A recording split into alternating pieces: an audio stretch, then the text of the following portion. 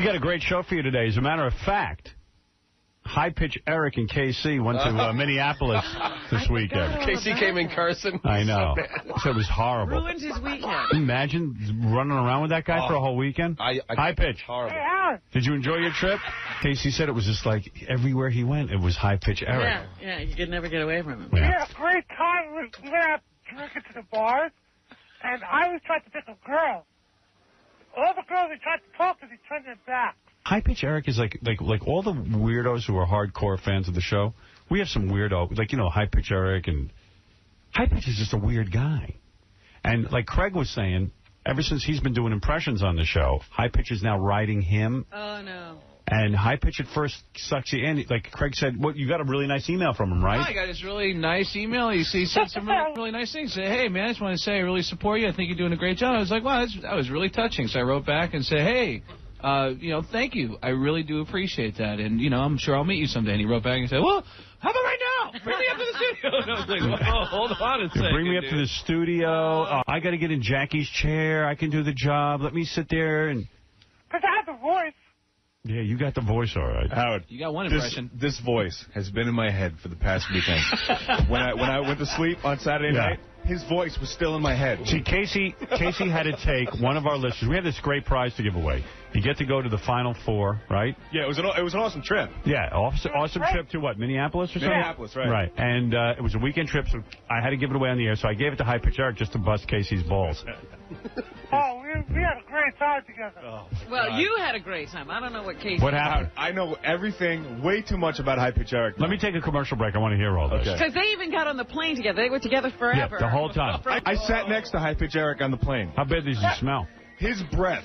So bad. So bad. Did you say anything? Howard, we were waiting to get on the plane, and I was sitting 3 seats away from him in one of those waiting things. It makes you woozy. I couldn't take it. I kept getting up and going to the bathroom. It was so bad. Just to breathe fresh air. Yes. The bathroom smelled better. Did you get a headache? Oh my, Howard! It made me sick. High Pitch. You know how your gums bleed every time you they just start bleeding? Yeah. It's called oral hygiene. Why don't you go to a dentist and ask him how to brush your teeth and how to take care of your mouth? And get your gums taken care of. So that as repulsive as you look, I mean, at least your smell coming out of your mouth wouldn't be so bad. I do brush my teeth now all the time. But you're not brushing you're not massaging your gums. I do brush my teeth. No, he said I do brush my teeth now all the time. Yeah, he so didn't brush his teeth in the until you last told him. week. Yeah. Last week. Was he drinking and eating? And yeah, he first of all, Eric doesn't like to pay for stuff, so he gets whatever he can free. So how does he do that? On the plane, he drinks about 7 cups of coffee, and which I later found out, Eric drinks about 15 cups of coffee a day. Which makes your breath smell even worse. Right. He ate 3 lunches on the plane. Oh, you're so fat. How much you weigh? Be honest. That's 3-something. Yeah, 300-something. How do you He's get obese. 3 lunches? He bothers the stewardess and asks for more. He bothers her. Yeah. Yeah, like, excuse me. Yeah. And the whole Do you plane, think I could have another lunch? Big, fat. He asked this woman next to him for her cookies because she wasn't going to eat them. Are you in coach? Yeah. Oh. Howard, don't you think people just think he's retarded and they give him stuff? Yeah. Because he looks retarded. Well, some people knew who we were. And he sounds retarded. I do an impression of Eric, like Casey said, like he had to take Eric up to get popcorn and stuff at one point, and I said, imagine taking that guy for popcorn, because this is what it looks like. It looks like this. This is good. And the eyes roll into the head. Looks like a hospital Yeah, field trip. like he's retarded. All right, let me tell you what. I'll put you on hold, Eric, and we'll find out about your exciting visit to Minneapolis. I'll tell you all about it, man. It's so much I stuff. can't wait to hear. Do you have tape? I got some tape, yeah, but it doesn't sound that good, but I'll let you listen. All right. He's got audio tape, too. He tapes some stuff. All right. Eric thought I had a Walkman the whole time, but I was taping him. He didn't even know. You were wearing a wire. Oh, he's thrilled. He doesn't care. Hold on. I'll be right back. Oh, am I tired from this time change. Oh, we'll be back. All right. Here's what we did as an April Fool's joke. We said to Casey, one of our producers, Casey, I said, hey, this is great. One of our sponsors wants to give a trip to the Final Four. You get to go to Minneapolis. We fly you there. One of the listeners will get to go with Casey. Casey said, I'm there. I'll take one of the listeners with me to Minneapolis on a plane. So guess who we gave the trip to? High Pitch Eric, just to drive him crazy. Let's bring in High Pitch right now in KC and hear about their weekend together. Why would you torture the guy? It was great. Wait till you hear this. First of all, High Pitch Eric is big and fat and annoying and smelly. And Casey had to sit next to him on the plane. They stuff him into a coach seat. He's so annoying with that voice and that face and staring. But really, that's like, you know, those little coach seats, and baby Huey is sitting there next to There's High Pitch right now. There he is, superstar High Pitch Eric. Look at the size of him. Like a big baby Huey. You know he doesn't fit in those seats. What is it, Gary? Why are you looking? You just disgusted by him? Yeah. Everyone is disgusted by High Pitch Eric. Again, he just doesn't know when to stop. So he called here yesterday every half hour to thank me for sending him on the trip. And people are like, do you want to take a message from High Pitch Eric? And I go, what do you think? Yeah. You know, it's every half hour. It's 3, 3:30, 4, 4:30. And it's like, all right already. Why, Eric? What is your problem? No, just to thank him for the trip. Go get a life. You have no life, do you? Be honest. I mean, if you take me into your world, you have no life. You're not working, right? No, I'm long- always home on the computer. So was that like a year now without working, or was it longer? I think a year. Seems like a good life, though. I mean, he doesn't have to work. And he's not starving. He's not certainly homeless. not starving. Are you job hunting? He's huge. No, not yet. I know everything about High Pitch Eric. I can tell you about his day. So how bad was it sitting next to him on the plane, first of all? The breath is the worst. That's Right. the worst part. And I told you. Well, you know what? right? I can even see like his gums are always like. I think your gum is bleeding right now. I see some No, blood it's on not. your tooth. It's not. No, but they're really sensitive, and they're like balloons. His gums. Yeah. You know, they're all puffed up and stuff. Yeah. Do you know how to brush your teeth? Do you know how to maintain an oral hygiene? Yeah. If you go to the dentist, they teach you to massage your gums. Yeah, they show me how to brush my teeth. Yeah. I know they showed you, but do you do it? Yeah. And Casey tells me when you were on the plane, you ordered 3 meals. Yeah. You're proud of that? I mean, No, I was starving. I was starving. How much do you weigh now? At 305. I'm Are not you sure. embarrassed by your weight? Do you want to lose some weight? Well, actually, I just joined the gym the other day. You did. Yeah, New York Sports Club. Yeah, I mean, if you don't work, why not work out all day? Do something constructive rather than call here every half hour. It's pathetic. Are you lonely? Is that it? Oh yes. I'm lonely if I can get a girlfriend. I know, but I don't think you're going to get a girlfriend. No offense. Howard, can I take you through High Pitch Eric's day? Yeah. Okay, so what he does is he drinks coffee about 15 cups a day. Why do you do that? Because I stay up the whole night on the computer. So why don't you take a nap in the afternoon? If I you... do take a nap after 11 o'clock, after your show is over. Yeah. He takes a nap for 2 hours, and then he gets up and starts calling people. Yeah. So he sleeps 2 hours a day. No, Yes. come on. No, I do. Well, maybe that's why you eat so much. Your body's completely out of whack. You're tired, and in order to stay up, you're eating, and you're up an inordinate amount of hours. Like if I was home, I would brew a pot of coffee at 8 o'clock at night, stay up all night till 11 o'clock the next day. Chatting on the computer. And that doesn't get tiring to you. It doesn't get boring to you. No, see, Howard, he has a little TV on his desk where the computer is, so he can watch TV while he's chatting. And also, he has a refrigerator underneath his desk with ho-hos and soda, Gatorade, and... So you never have to move. Right. He doesn't have to turn his back to see TV. That's sad. That's sad. You don't care about your physical appearance? No, I do, but, you know, I'm going to start working out. Were you ever a thin guy? I was a thin guy. Were you better looking at that point, or it doesn't help? No, I was a very thin guy when I was a lot younger. But he has the same face. Why don't you get a hobby? Yeah, why don't you get a hobby like bodybuilding or something, where you could be in the gym, maybe run and get healthy? Maybe that would help you get a girl. Well, I'm going to start my first workout today in the gym. Yeah. Maybe if he got muscles. Yeah. Because you're huge. You're just obese, and your gums and your breath. How bad is the breath on a scale of 1 to 10? It's a 10 because he drinks so much coffee. Yeah. And then he's constantly talking. He doesn't shut up. Do you get dizzy? Do you get a headache when he talks to you? I told you when I went to sleep on Saturday night, I heard his voice. I kept hearing it. Yeah. I wanted it to leave. And also, you ever notice when he pronounces the C's, it's like he's got like a clog. Yeah. He's got a clog in his throat. When you say something starts with a C. Like what? What do you drink in the morning? Coffee. See, isn't it gross? Coffee. Yeah. Coffee. Yeah, you're right. I got obsessed on it all weekend. I'm like, he's going to pronounce a C again. Oh, coffee. Also, he does have some hobbies, Howard. His teeth look red, like your gums have been bleeding again. No. I see a redness. I brushed them twice this Let me morning. see. Go like this. Yeah, you're bleeding right now. Your gums are bleeding. I brushed them twice this morning. Look at this. Go ahead. Do that again and show Robin.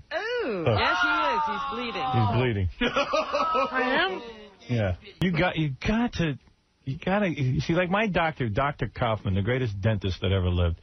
It took me, I have high intelligence. You don't. He took me into the chair and he says, listen, you don't know how to brush your teeth properly. And he showed me a system by at night when I'm watching television. For 10 minutes, I massage my gums, and it has made all the difference in the world. I have fabulous breath. You don't smell bad breath on me, do you? No. I mean, occasionally when I'm hungry or something, I might you catch a whiff. But there's a reason for it. There's a reason. It's just not stinking all the time. Yeah, you stink. Plus, I smoke a lot of cigarettes, too. Yeah, of course. You smell. Now, Casey wanted to bring us into this world. Now, poor Casey got to go to Minneapolis. That was the good news, to see the NCAA, but he had to sit with High Pitch Eric. I mean, was the whole weekend with him? The whole, it was. We went out. We went to bars. Eric was hitting on girls. And Casey says he doesn't shut up. It's like so. Casey, this is going to be hard for you to hear, so you got to really concentrate and listen. It wasn't that bad. But Casey did something smart. He took one of those little handheld cassette recorders with him. Okay. And what you really whether you hear the words or not, it's just Eric is constantly talking. It's like a drone. But you know what was cool yesterday? I was listening to the show. Yeah. When that baby was crying on the plane. Yeah. That annoyed you? No, that annoyed me. But it was funny. Yeah. That was funny for you? Yeah, I found out why the baby was crying. So, Howard, you have some tapes right there? The first one is we get off the plane, and Eric's talking about K-Rock DJs. Okay. You have that one? Yeah, okay, here we go. I call Kane every day on the radio. And you understand this? Yeah. I call Kane every day on the radio. Kane is our nighttime guy, who's like a really good-looking guy, by the way, which I think is relevant because Eric really likes calling good-looking guys, right? Sometimes. Sometimes. You're attracted to men sometimes? No. All right. What picture Eric approved? Yeah. I might have to order one of these. It's on the site, but the picture actually has to get fixed by the tech person of the JFSC because on the Coke can he, as a joke, wrote ack, and I'm trying to get him to change it to say JFSE.TV on this. Hey, is there any way we could get something like your hand so that I can hang off my keychains, like a rabbit's foot? Beth, you're on the air in Boston. Hey, now. Hey, now. Hey, Howard, I was looking at those pictures. My friends and I at work were, like, poring over them for hours. We think he's got a system. A system? A hair system. Oh, really? Eric, you have a hair system? Like hair plugs, you mean? I don't know. Take a look. It's really disturbing, and he is, Eric. Eric, do you have a wig or hair plugs? No. No, I've never had surgery anywhere higher than my neck. Not even my neck. No, he dyes hair. What you're looking at, Beth, he dyes his hair himself. No, I know he dyes. It just looked weird. Eric, do you pick your face? You have acne scars also. No. Look, okay, he's not a young Bob Redford. We know that, okay? You're tearing the guy down. I'm not tearing the guy down. I'm just, just looking out for him. Hey, Howard. A lot of people have zits. How do I give you a wedding gift? What's the website? You don't have to do that. I said yesterday that some people were supporting Beth with her run for the North Shore Animal League, and they were very generous and nice. You can check it out. She got a whole blog. I was on there, gobetho.org. Yeah, I haven't had a chance to read, but I know she did an 18-mile run. She did an 18-mile run. It humbled her, she said. Really? And it's a whole explanation of why she's doing this run and what she does with animals. They got one clip that broke my heart. She's feeding this kitten with a little baby bottle. It's cute stuff. All right. Thanks, Beth. I'll check it out. I'm a big fan. I'm from Pittsburgh. I went to Penn State. I love Betho. All right. Thanks. Bye. Thanks, Howard. All right. All right. Yeah, I'll go on there. You sponsor her run, you mean? Yeah. Yeah. That'd be nice. That's it's like a good omen. I'm not soliciting. I know. What is that, Gary? Eric's official picture. That's your Let me see. Let me see that. Well, that's an attractive picture. He's smiling. Eric's You're not going to be smiling? able to. It's far away. Let me see. Wow. Well, it's just a headshot. Well, it's only nice. It's just a head. It's a nice, attractive picture of him, I have to say. I would love to see the ones that he said no to. I want to see a full body shot. He's smiling, and he's... Do you recognize the setting at all? No, there's a black background behind you.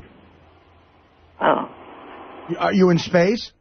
No, the photo that's for sale on the website it's me doing the Idol Sirius show that I did for you guys a couple of years ago. I see. Isn't that interesting? All right, Eric.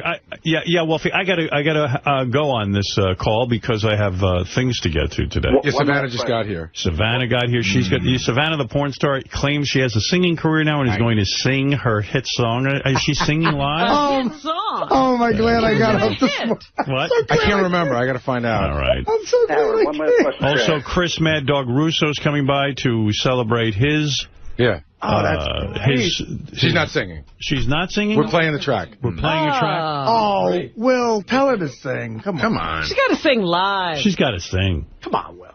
Do your job. Just married Kitty slacking. All right, Will. Eric, in the picture of you with the snake, in the one picture your legs are crossed, can you cross your own legs, or do you kind of lift them over to pose yourself for a picture? Oh, I could do that myself. Because they just look kind of awkward the way they're laying on top of each other. I was just curious. Right, no, I could do that myself. All right. Thanks, Eric, and thank you, Wolfie. There you have Wolfie and Eric the Midget Robin. Well, I just went on to see what picture he's selling. I can't find it. All right. You know, I don't know. Yes, Eric. Good morning. Oh, God, I hate him. You know what? I feel like kicking your ass when I see you in San Francisco, fat ass. You're not coming to the show. That's ridiculous. I contacted Sequoia. There's no way you're coming in. Tickets. Sequoia listens to whatever I say. You're not coming. What can we do for you, Eric? I was calling back because, gee, now Langford has other members of your show pissed at him for being an idiot. Yeah, a lot of people get mad at Steve, but Steve's just doing his job, interviewing people. Yeah, he does an awful-ass job of it. No. I think he's good. He digs deep. He digs deep. He waited all night for that interview. Yeah, sometimes issues are sticky. Yeah, someone's got to bring up the uncomfortable subjects. All right, Eric, thank you. All right, Eric the Midget wants to say something. Thank you. Somebody with a sane, clear head. Eric, what do you want to say? I wanted to ask Artie a couple questions about Friday night's show in San Francisco. Okay. Well, I don't even know I have a show. San Francisco? You're not coming, are you? Yes. Your best friend is not coming? Of course he's coming. You don't know you have a show in San Francisco? I forget from day to day. When is it? Someone pushed me in front of a microphone in Schenectady last weekend. When is the show? It is Friday night at the Masonic Auditorium in San Francisco. I'll be there with Levy and Sal. Friday night. And Eric is going? Eric, I know you live in that part of the country, so are we going to be graced with your presence? Yeah, I'm coming. Well, what do you want to know from me?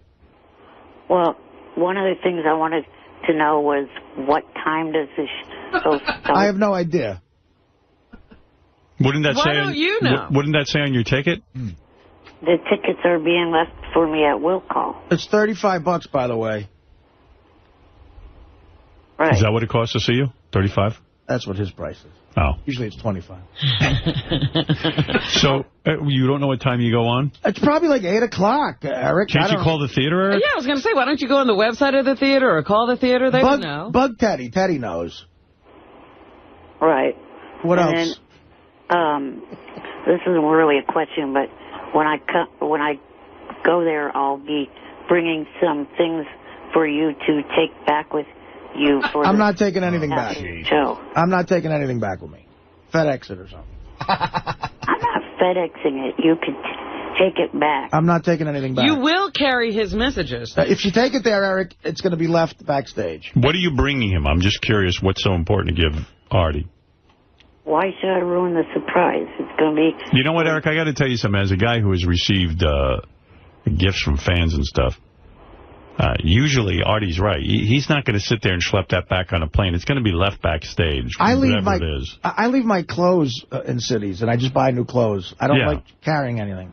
Yeah, he's got to get on a plane. He doesn't want to be lugging your stuff. He's not going to lug your garbage, and probably 9 out of 10 chances are that this is garbage you're going to hand to him. It is. And the only thing I have is... Let's hear what the garbage pack is. Of cigarettes. What is the garbage? Well, then I'll hand it to Sal or something. No, Sal's not going to. What is it? I don't really want to ruin it. It's all right. Ruin the surprise. I'm giving you permission. Does it say JFSC I guarantee it's going to be ridiculous. What is it? 8x10 autograph photo for each of you. Oh, of you? Oh, well, that's true. Maybe Artie could carry Artie, bring that. those back. You know what? Because he's so nice with the autograph picture, it's going to be 8 p.m. Artie's show. 8 p.m. is the show. 8 p.m. Masonic How did you know Auditorium, that, Fred? San Francisco. I used a little thing that Eric might be familiar with called the Internet. Yeah, you went right on there. Yeah, I went to the Masonic Center. It's right there. I didn't think the show was as big in San Francisco, but... of course it was. There's like 3,500 tickets sold out of like 4... It's close to sold out, actually. So, Eric, you better get your tickets soon. They'll be waiting at roll call for me. Sequoia has set it up. Not unless I make a phone call. All right. Thank you, Eric, and good luck with your trip to San Francisco to see Artie. Good luck getting in. Check out my store at jfsc.tv. Take care of yourself, Eric. /ETA. Can't wait for Friday. All right. Bye-bye. There he is. Yourself. All right. Where were we? I can't wait for Eric. I can't wait to see that kid. You know, I've never seen him in person. Yeah, good luck. I want to get in what I want to say. You know, you give Eric life. Eric the Midget. Yeah. Yeah, I know. You give him life. You're such a good person. I am. You know, Eric, Blue is right. I give you life. Do you understand that expression, what she's saying? I give you life? Yeah. Yeah. And you appreciate that? You appreciate that I give you life? Yeah. Oh. Well, there you go. Yeah, every one of the Rat Packers, you do for them. Right. And I love you for that. Well, thank you, Blue. And Blue, enjoy your time in New York. I know you're from Los Angeles. You're in the California area. How long will you be here? How long will you be visiting this fine state of New York? Till Wednesday. Till Wednesday. And what is your agenda? I would make some prank calls. You can do some with Richard and Sal? Yeah. Some prank calls? Good, the yeah. Jack and Rod show. All right, good. All right. Will you be speaking at the UN? I understand. No. No? Are Okay. you here for the dignitaries? I'm going to be doing a 3-act play called Blue Moon and Rejoice, the 3 comedians. All right. And we've got a producer and a director Well, it and a sounds money great. person. Well, let me thank you for stopping by, and I wish you good health. How come you don't pick up my calls? What? I call you and you don't pick them up. I don't have a phone where I pick up calls. I don't. You're calling the show and they record them and that's it. There's no phone. I don't sit by a phone and pick it up. You know, I got a life. I'm not Gandy. I'm not blogging all day. Yeah, for the same reason I don't pick up your calls. Have you ever met Mr. Flint? Have you ever met him in person? Yeah. You did. You worked for his company and he... No, I met him before that. You did. I have his screenplay. I don't recall that. All right, very good. All right. Well, anyway, we're going to be back, right? Eric, did you have anything you wanted to add? I just wanted to know if Artie brought in the package of No. We'll never see them, Eric. I forgot again. Eric, what did I tell you when you told me you wanted Artie to bring in pictures here for you? I told you the guy is irresponsible. He can't do it. The man's an ex-heroin addict. Yeah. And I use the word ex, like not really knowing what's going on. No, honestly, I'm a current heroin addict. Are you? No. Well, I mean, they say you always You're are. always an addict. You're always an addict. Yeah, isn't that great? Yeah. It's going to go on the rest of your life. Yeah, isn't that great? You'll be able to say that forever. I quit smoking because I thought if I'm ever on a desert isle, I'll go crazy without a cigarette. Right. So I quit. Year and a half. You quit under the reasoning that in case you're ever on a desert island. Right. Right, okay. So you're delusional. Yeah. All right. Eric, listen, I told you if you gave Artie pictures, they will get lost in the abyss that is Artie's bag. They are somewhere in my apartment, but... Where they are, you don't know. Also, a laptop computer and an iPhone are there, too, and I cannot find them. Eric, listen to me next time, okay? All right. Artie, could you please try to find them by Thursday? Yeah. No, he's not going to find them, Yeah, Eric. that'll be the first thing I do. I'll go home, and before I order raviolis from uptown, I will look for pictures. I told Eric, don't give Artie anything. I told him. He didn't listen. And he wouldn't listen. All right, Eric, thank you. Blue Iris, you're a doll. Thank you for stopping by. I love you, Howard. Eric the Midget, you're on the air. Go ahead. By the way, I received a note yesterday. Thanks, Eric. Take care. Bye for now. Bye. Bye. Let's go to this piece of tape. This is I got a couple of pieces of tape. First of all, here's Eric the Midget. Oh, here he is on the phone, too. Hey, Eric, this sounds like a shakedown to Johnny, as far as I'm concerned, for a Christmas gift. Am I right? No, if you listen to the message... I'm going to play it now. Hold on. Here's Eric the Midget talking to Johnny on his answering machine about why he hates Christmas, but somehow it sounds to me like he's begging for a new BlackBerry. Check it out. Hey, Johnny, I was thinking that you possibly had a couple minutes to talk, but I guess not. Just sitting here trying to go over things about, Christmas, people wanting me to buy this and that for them. By the time everything's been bought, I'll just go as the roke. Makes me hate Christmas. I don't know why everybody expects me to spend my money. Makes me really hate Christmas. One thing that would be nice is getting the new Verizon BlackBerry storm phone from somebody for Christmas. It's like over $400, but it definitely would be nice to get that as a Christmas present. It's over $400 without the contract, that is. And since I'm already a contracted Verizon customer, I don't need that part.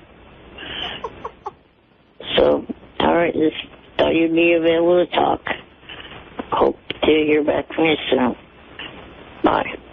Little weasel. Yeah, that's a solicitation. No. You're such a weasel. You are a bunch of deaf-ass wipes. Where did you not say you want him to get you a BlackBerry? Hey, let him talk. Up for a minute. Yeah, what did you say, Eric? Do you hear the key word, somebody? Yeah, well, you're talking to Johnny. In particular? Yeah, but Eric, come on. You're telling Johnny that. You want him to get it for you. I mean, what is he supposed to think? Eric, stop it. We're not deaf. Somebody. Oh, yes, you are. Eric, listen to me. Admit for once. You want Johnny to buy you a new BlackBerry. I'm not admitting. Why would you leave that? First of all, you want somebody to buy you the new... You're talking to Johnny on his private answering machine. Who else is going to hear that message? Well, what? You don't think I've suggested that to other people as well? You're trying to get it from everybody. Right. We're saying you're just soliciting gifts. And then you're like, somebody doesn't have to get me a contract. Somebody. You're talking to Johnny. I mean, it's crazy. Meanwhile, you're saying how you hate spending all your money on others. Yeah, I mean, some Christmas spirit. You want everyone to buy you gifts, and you don't want to buy anyone a gift. Once again, Eric, you've slammed the door in the face of decency. Yeah, it's still a worthless sack of shit. Now I'm believing that name, and I used to say you shouldn't call yourself that. Eric, the piece of crap. You're right. All right, you don't have to beat yourself up. Eric, the idiot. Man, he is hard on himself. Johnny, you going to give him a BlackBerry? Howard, I'm so confused by that message. I wasn't even sure what I heard. It woke me up. Right. I was listening, and I felt like we were in one place, and all of a sudden I was in a whole other place. I don't know. No BlackBerry. I called him to embarrass him, actually. Good. Because I spoke with Rich from the Bunny Ranch, and Rich told me that when those girls were walking to his room, he said it looked like the Death March to Auschwitz. Wow. They were walking real slow, and they had those faces. He said all they needed was shaved heads. He said he could have felt, Oh, God, it must be awful. Eric, are you going back to the Bunny Ranch this weekend? Can I talk about that? Yeah. Because it's very clear. I got an email from somebody who works at the Bunny Ranch. Eric is clearly worn out his welcome. Oh, let me hear. Well, the guy talks about how he brought a girl to where Eric was, to the house, to blow him, and Eric got mad at him, But here's the big story. Why was Eric mad at the guy? Yeah, why would he get mad because the girl is coming to do him a favor? Well, boarding the plane, Eric text messaged me and said, we cannot come over to see him because he doesn't know us well enough. Also, it looks like Eric has banned his handler from giving any kind, even if he pays for it at the Bunny Ranch, because Eric doesn't want to be with anyone that's been with this handler. Eric, what's up with that? Scumbag. Why don't you want don't you want your handler to get laid? You'd think you'd want that guy to be happy. He don't want to share with handler. He doesn't want to share with anybody. Eric, is that true or not? Yeah. Why don't you want your handler? I don't know exactly. Are you jealous? He thinks they're all his. You want to be the only one with the girls? I mean, they're whores. I mean, why can't your handler, if he pays, get... Howard, he knows why. Go ahead and tell us why you banned your handler from... I don't know why. You do know why. Robin's right. Eric, is it a sloppy seconds thing? Be honest. No, he wants to be the king. You're the man, right? Yeah. He wants to be the man. I guess that could be it. Yeah. There's more, Howard. Go ahead. Oh, this isn't nearly done. So this guy from the Bunny Ranch says he heard Eric talking on our show that he's coming to the Bunny Ranch this Sunday. I checked with our drivers, and there was a limo reserved to pick Eric up. I assumed Dennis had done it. I spoke to Dennis. He knew nothing of it. Turns out the arrogant prick called and reserved it himself without even asking. Wow. So when I called Eric, I said he was going to pay for his trip. His reply was that if we didn't want to comp him, we could bill Johnny Fratto. So my staff called Johnny. He didn't know anything about the trip, and he seemed irritated. Oh, Eric. my God, Eric. Is that true?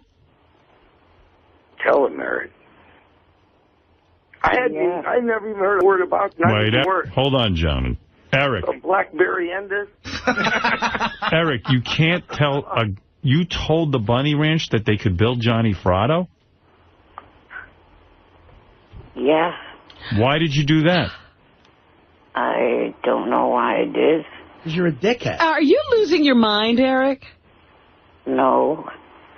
Artie, get another suicide note for you-know-who. Johnny. Eric. Wait a second. Eric, you wonder why people won't take your calls? Eric, you can't go doing stuff like that. You can't put on Johnny's bill the Bunny Ranch. First of all, his wife will see that. Both of them. Second of all, who knows what kind of tab Eric could run up?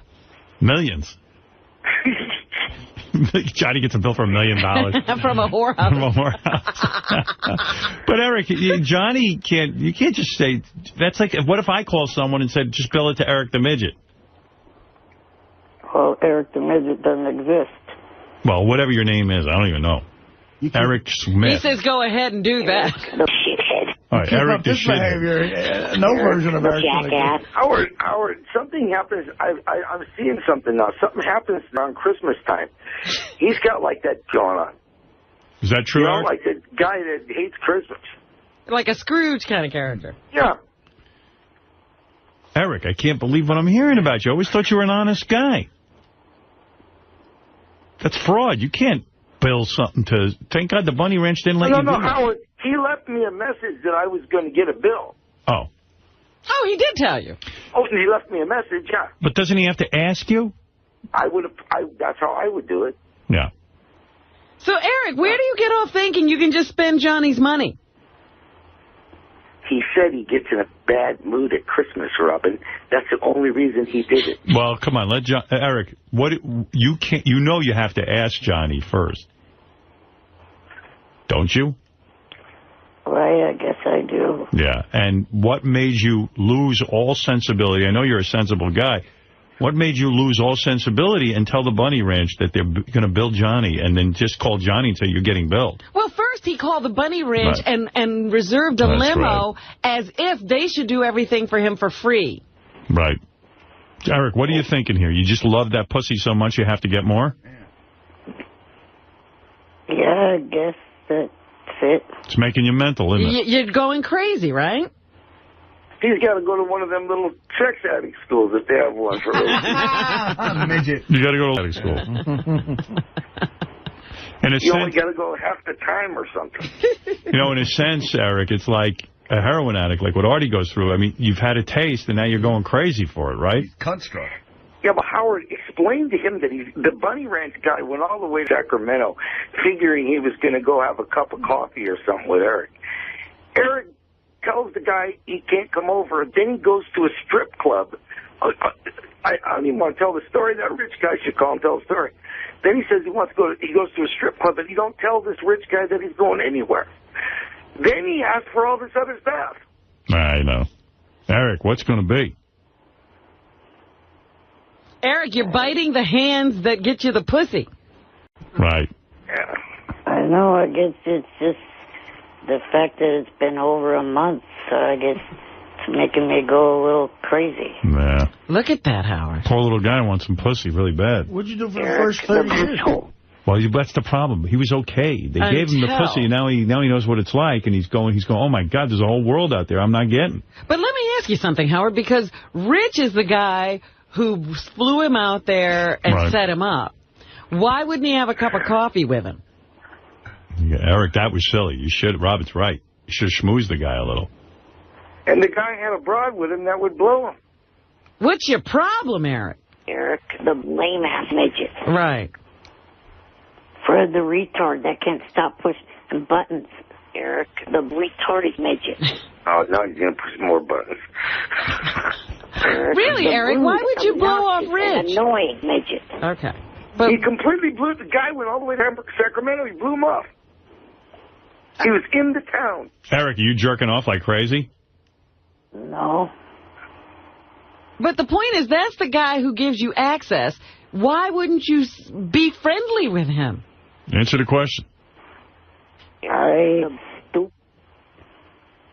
Maybe I'd answer more questions if Fred would stop pushing buttons and talking over me with those clips. Eric, the stupid midget. Eric, the midget. How do you expect me to answer questions? You got a point there. Loudmouth midget. Actually, we don't. We're just going to keep doing that. No, but Eric, I am so shocked. I have to tell you, for the first time you shocked me. He's made every wrong move. You're making a lot of wrong moves. Hey, if that rich guy calls you guys, you got to pick up the phone because I'm telling you got to hear this guy's story. I mean, I've left a lot out. I mean, there's a bigger story there. Johnny, do you think Eric's gotten carried away with himself? I think that he's definitely... I mean, I understand how he could say put it on my bill because I've done that before with other things. I mean, but I did it. You know what I mean? Right, it was your idea. It was your idea to do it. Here's Dominic Barber to weigh in. Go ahead, Dominic. Well, first of all, hi, Johnny. Hi, Dominic. This is interstate credit card fraud. Even if Johnny doesn't want to file charges, I don't think it's going to matter. It's a use of a credit card for fraudulent purposes. and I have to tell you, I think the FBI will be involved. And I think how much time could he get? How much time could he get? Not enough. Interstate. I hate when these motherfuckers FBI. Does he have any priors? I think he'll be... Hey, Dominic. I talking about the FBI and the police. All I need is that suicide note from Artie and a little time alone with him. Hey, Dominic. How's that new Jewish broad you're being seen around town with? I'm being seen with a new Jewish broad? Yeah. What are you talking about, Stacy? I hear you're in love. Please, I'm just... He's going around squiring. Already? He's got a new Jewish... He's just about to marry this one. Are you engaged, Dominic? Dominic. Hey, Dominic. I'll go to my date in a minute. But, Eric, it's probably 26 to 34 months. But you know what? When they come to arrest you, they may not have handcuffs. He's cracking himself up. He's got a joke in his head that nobody else is hearing. I said this new woman, this poor woman. Dominic, I gave him... Dominic's got a new girlfriend. Somebody warned the girlfriend. Victim number 5. Yeah. I don't know. Who's in worse trouble? Dominic's girlfriend or Casey's girlfriend? Dominic's new girlfriend. I feel sorry for the next guy. I feel sorry for the next guy who Dominic... My girlfriend's in much worse trouble being involved with me. Wouldn't you say that? Yeah. Right, thank you. Where'd you meet this broad? I'm not allowed to talk about it. At a restaurant. Confidentiality. At a restaurant. He did. Where else would you find out? He met her at Mateo's. Really? No, I didn't. He saw her sitting at a table. Oh, please, I did not. Listen, one day I'll tell you the truth. I did not meet her there. However... I know you did. We have you're absolutely wrong. How do you like those apples? I like apples a lot. I'm coming on the show tomorrow, and I will tell all. All right, come down here tomorrow. Yeah, we'll see you tomorrow. Ready to tell all. How's that? Thank you. All right, I gave him my credit card, Dominic. He's got one in case. Yeah, but, you know, the use of a credit card, did you give him... Dominic, stop it. I gave him a physical card. Right. You gave him a card, Johnny? In case he had an emergency. Well, he does. Well, he does. He has a pussy emergency. Oh, in that case, Eric, feel free to use it. I don't think that counts as an emergency. Well, then But you'd be you wrong. get it. Maybe not to you. You'd be totally wrong then. You get Hey, it. Robin, You don't Robin, understand. I swear to God, Casey's girlfriend's in much more trouble because I saw her, and I'm not kidding you when I tell you, I saw bumps come out of her chest, and they spelled "help me." All right, Johnny, Eric, I don't know what's going on. Eric, you got to ask Johnny before you spend his money, okay? You got it? Right. Yeah. And you just burned your bridge at the Bunny Ranch. Oh, This Saturday, I'm going to go see someone that used to appear on your show regularly, Lisa Weapons. Lisa Weapons? Lisa Weapons. Oh, Lisa Weapons. Oh, yeah, where are you going to see her? At San Francisco Strip Club. All right. Have a good time, Eric. Would you meet her on the Internet? Yeah, I talked to someone that she knows I talked to him on the Internet. Say hi to her. Think you'll be getting some action? I don't know if I will, but I'll say hi for you. And please say hi to Lethal Weapons for me. Johnny, thank you. Eric, thank you. Hey, before I go, Howard, you got to make sure you don't get Beth pregnant. I will be. Howard, now that 6-year-old was tough. This all the way up. No kidding. Oh, God. I know. Oh, You're too old. You're too old to be having kids. I don't know what you're doing. I can't do. I get dizzy when I hold it. The Bible says I'm afraid I'm going to fall down. There's a time to reap, a time to sow. Johnny, you had it made. What are you doing? You had a hot wife. Yeah, all of that. You're busy with the babies and lots of carrying leisure on. time. Yeah, you were. I'm walking to school, and then the other one's home crying, and we're switching back and forth. I've held him about 5 times tonight. She's got him now. Go to sleep. He stays up all night. Yeah, they're torturing you, these kids. They are. I don't know what you did. Why did you have to have a second one? Howard, I want to know. I need some therapy. Why did I do that? Why did you do it? It was absolutely perfect. The other one was getting to the age, where you go to bed, you could talk to him. He don't know nothing. Of course. These guys, especially a guy like Johnny, he's already, this is his, what is it, your second marriage, right? Yeah. Yeah. He's got a young wife, gorgeous, and he's got a great lifestyle. No pressure. All right, the young wife wanted a baby. I don't even know why he did that, but okay, he has this 6-year-old now, fine. He was in the clear. In other words, this one will be starting school. He'll have some free time. Oh, one is in school. The one's in first grade. I know. But that's what we're saying. You were free. You were getting free. And now to have a baby 6 years apart. And he already has grown children. Yeah. And now his wife's going to be tied up with this kid. He's not going to be getting laid. His wife's going to turn into a mother. It's enough already. You're too old for that. How old are you now? 54. Yeah. Well, good luck to you. And then I got the grandkid over here, and the nephew is younger than the grandkid. You might as well open a daycare center. I was thinking about him. You know when you're going to be free again? When you're 72. Oh. Yeah, you'll be free again. Your kids will be out of the house. Have a party. All right, thank you. Be careful. All right, be careful. Party the suicide note. Get it ready, and not for me. Well, who gets it. I have a few different versions. I'll let you know. Yeah. Eric, pace yourself, okay? Right. All right. Yourself. The beauty of Eric is he has no idea when he's burning a bridge. Eric, the shithead. Oh, here's the guy from the Bunny Ranch. Oh, no, I got to hear this. Hey, Rich. Hey, Howard, how are you? So Eric's hocking you to come back to the Bunny Ranch, huh? Look, I'm listening to your show yesterday, and I hear, oh, Eric's coming to the Bunny Ranch. Right. I thought, well, that's interesting. The son of invited himself. I checked with our limo people, and, yeah, he's on the board to be picked up in my stretch, so I figured Dennis ordered it, right? I talked to Dennis. Dennis hadn't heard anything about it. So I finally tracked down the person who took the call. He called himself and put in for this limo to come pick him up. A limo, no less. Oh, yeah, stretch limo, Howard. Eric, what is going on? Who's paying for that limo? Well, very good question, Johnny, because I called Eric and I asked him the very question, and he says to me, well, can you comp me? I said, I don't know, Eric, probably not. He said, well, just send the bill to Johnny Fratto. And Rich, why would you comp Eric when Eric won't even have a cup of coffee with you? Yeah, it really did kind of hurt my feelings, Robin, because I flew all the way to Sacramento. I figured, we could break bread or have a cup of coffee. And since I had him in my home, I took care of the little bastard. And then I fly all the way to Sacramento just to say hello, to kind of, continue the friendship. And he blows me off. Now, he tells me that he's stuck in the house and I can't come over there. There's all sorts of excuses. The next day I get a call from a stripper in Sacramento. He'd been out to an all-nude strip club all night, and she wanted to know if he really needed to audition her before she could come work here at the Bunny Ranch. Oh! That'll he himself. Hey, Eric, just why not hang out with the guy who's going to give you free comps? Rich gets you to the Bunny Ranch for free. Why in God's name didn't you hang with him? I don't know. You do know. What happened? I know. What do you know? I think Eric don't want the roommate to get nothing. I think he's trying to keep the roommate from the broads. Is that true, Eric?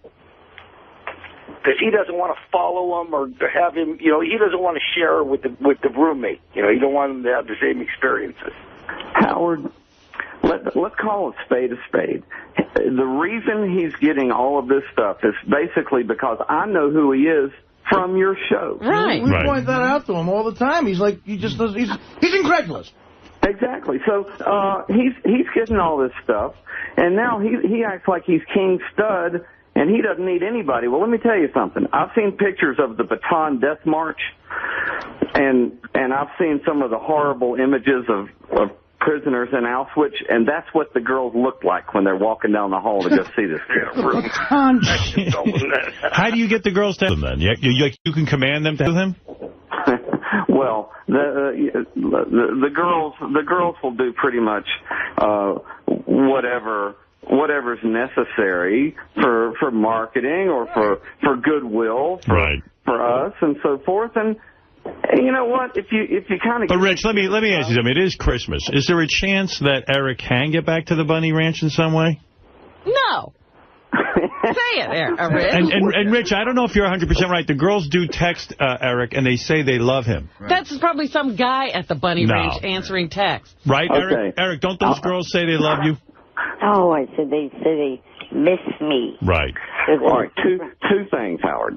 If Robin's never. But Carrie actually kind of liked him. She did. Because she thought he was sweet, and then he killed her. Right. Yeah, Eric, did you hear that? Yeah. That's the one he threw out of the boat. Right, he took Holly over Cherry. Robin, it was Haley, not Holly. Whatever. I'm not getting it. I shouldn't remember her name. Yeah. Robin's not. Well, you know what? In the Christmas spirit, I think Eric should get to go back one more time. I don't think so. You know? Look, he disrespected Rich. As long as I'm not paying, he could go. But he disrespected Rich completely. I think Eric should be allowed to go and be allowed to use Johnny's credit card carte blanche. Really? Wow, you're a good guy. That's how generous I am. That's you're a controversial really stance. Yeah. Dennis Hoff paid for all this stuff at the end of the day. Did he ever say thank you, Dennis? Did you ever say thank you to Dennis Hoff, Eric? I believe I did. No, I don't think so. I never heard it. Did he ever say thank you, Howard and Robin? Oh, no. No. Never. And what about I think he's cash. I've seen his roommate John with a wad of cash from Artie photos. Did he ever say thank you, Artie? No. Of course not. Hey, what about me? I'm the one who comes up with the most shit.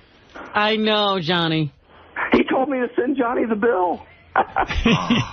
All right, guys. You know, some lady from Howard, I'm going to tell you something. Tell all your viewers out there, you never want to owe the Bunny Ranch any money because the woman called me from their office firm about collecting the money. I had to really go crazy to explain to her. I don't even know what you're talking about. You don't want to owe whorehouses money. Well, Eric, I'm going to explain to you once and for all. When you have people who are doing nice things for you, you must say thank you and really be gracious. Number two, Johnny's credit card can't be used unless in an emergency, and this is not an emergency.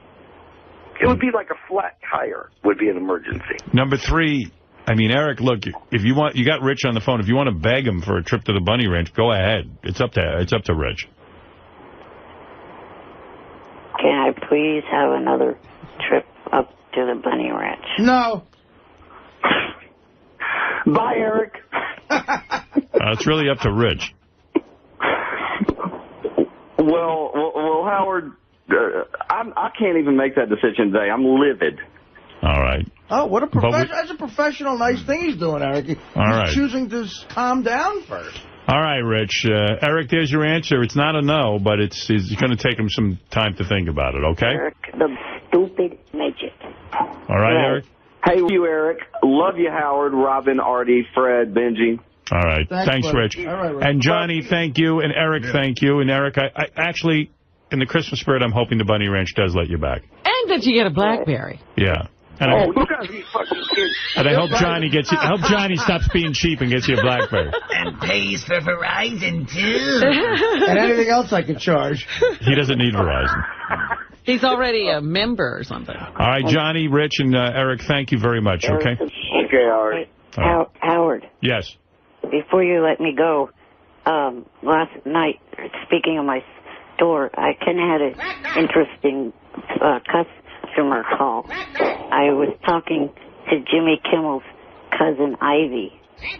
His cousin Sal bought her and another guy a photo and a call. All right. We'll see you later. All right, thank you, Eric. All right, bye-bye. Well, use some of that money. Is he crying? Goodbye, guys. He is a terror. Eric, thank you. The level of ingratitude amazes me. I think Eric's going to end up back at the Bunny Ranch. I do. No. I'm writing a letter. All right, Eric, thanks. All right, bye. Bye.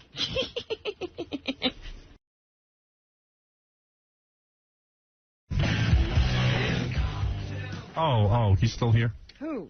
High Pitch Eric wants to sit in on the news. I forgot all about it. All right, he's funny. Let him sit in. Hey, Casey. Hey, look at this note you gave me. He gives me a note. Any consolation prizes for our losers? How do you spell consolation? You got to really learn how to spell. Consolation. You know what? If I didn't know how to spell consolation, I would just say any prizes for our losers. Well, no, I wrote it real quick. That's not an excuse. Spell it. Spell consolation. Can I have that paper to write it down? No. Consolation. C-O-N-S-E-L-A-T-I-O-N. Consolation. Consolation is with an O. Well, see, if I was writing it down, I would probably know it. No, you wouldn't. This is how you spelled it when you wrote it down. C-O-N-S-E-L-L-A-T-I-O-N. L-L? Consolation. It's a turnoff when you can't spell. Well, you know what? I'm not going to lie. I'm not a good speller. Yeah, there's no learned to spell on the internet, obviously. Yeah, there must be a consolation.com. Poo-poo. All right. And you, High Pitch Eric, you're really dumb. Why? You know 10% of 200. No, I didn't. I'm a good speller. Are you sorry you missed out on that girl's butt? God, she was hot, huh? Mm-hmm. Yeah. He doesn't seem too broken up. He's still here. You know, he should be a lot more upset for a virgin who had a chance at her butt. What's he going to do? He just doesn't. He should be upset. I mean, well, how do you know he's not? Because he's got what's he going to do? Cry? That big goofy smile he's always got on. Well, he's on the air. I mean, I'm a little upset I still didn't get to get the banger. To bang her. Yeah. But if I did get to win the banger, I wouldn't know how to put a condom on in the first place. No, I feel bad. He's trying to be funny now, but you're funny when you're not trying to be funny, but... Because what's funny about him is he doesn't even know what's funny about him. He, like, hangs around with the cops precinct in his neighborhood and, like, invites the cops back to drink wine with him. And I still think you're gay. Well, I have a few beers with them. That's why I think they're not that upset about Kendra. How come you don't hang around packs of women to do that? Because I don't know that many women at all. But you found some men. Yeah, you found a group of men. Well, maybe it's safer. Safer for what? Well, you know, he's just trying to make friends. I love making friends. I'm a friendly guy. Yeah, so when you go up to the cops and you say to them, hey, officers, would you guys like to come to my apartment and drink some wine with me? Yeah. And they say yes? And either yes or no. It depends on what they have to do after work. Right. Because half of them are married. Right. So they don't want to be married to you. They're no fun. No. You like the single ones? Yeah. And they come over in their uniforms? No. When they get off. No, when they get off, They're not though. in their uniform. No. And then what, do they change in their locker rooms at the police precinct and then they come over to you? Yeah. Has anyone ever showered at your place? No. There's probably no shower there. No, but however, You don't give them roofies or anything, do you? No. Right. Let me rub your neck.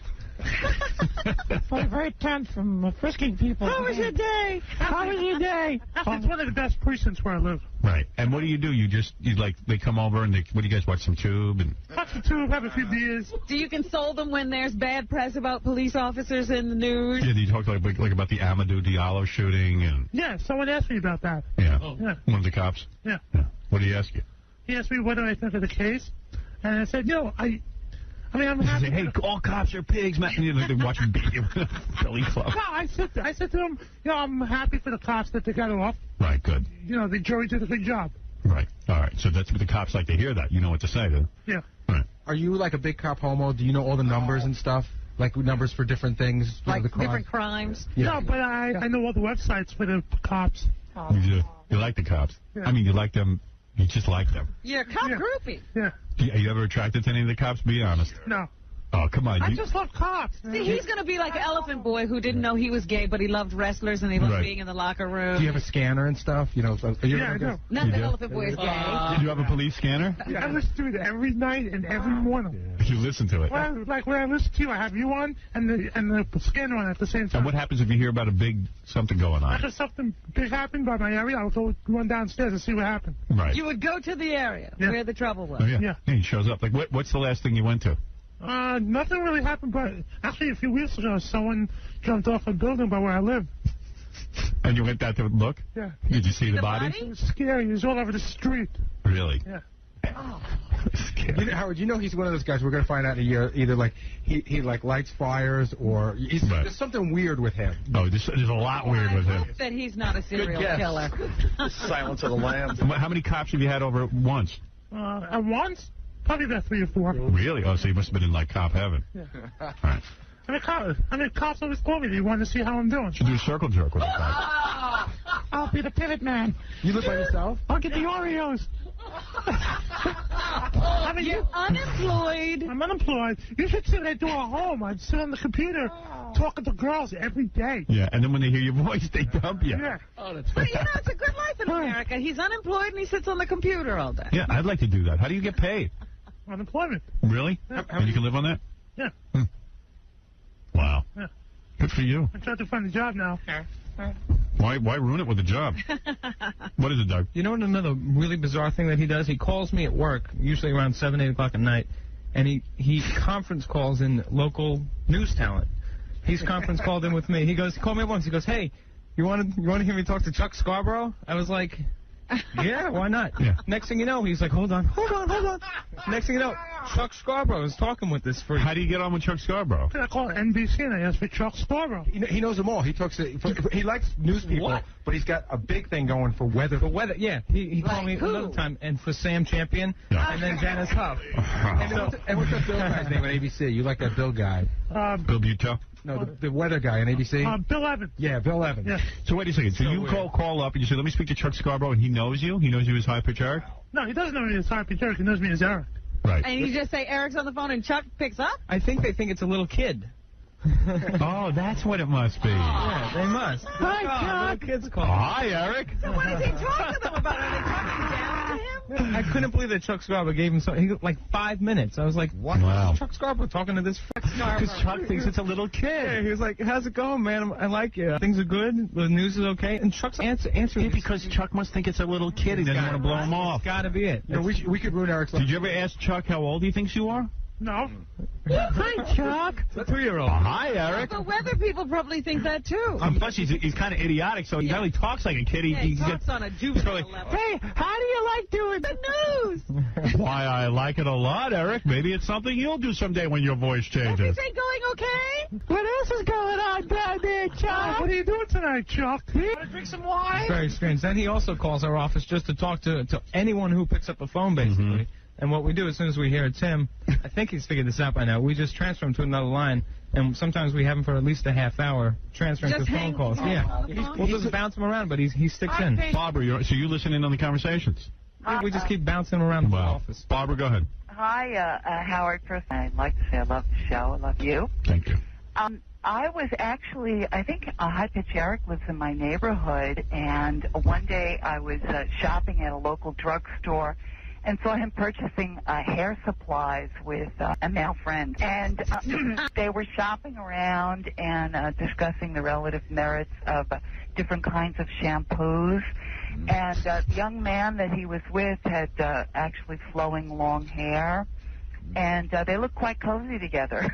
Is that right? Do you know anything about this, Eric? No, I don't. Well, do you have a friend with long hair who drives a blue car? A blue car? Yeah. Which store was this? Genevieve's Drugstore on Woodhaven Boulevard. You go there, Eric? Eagle Park. What, are you spying on me?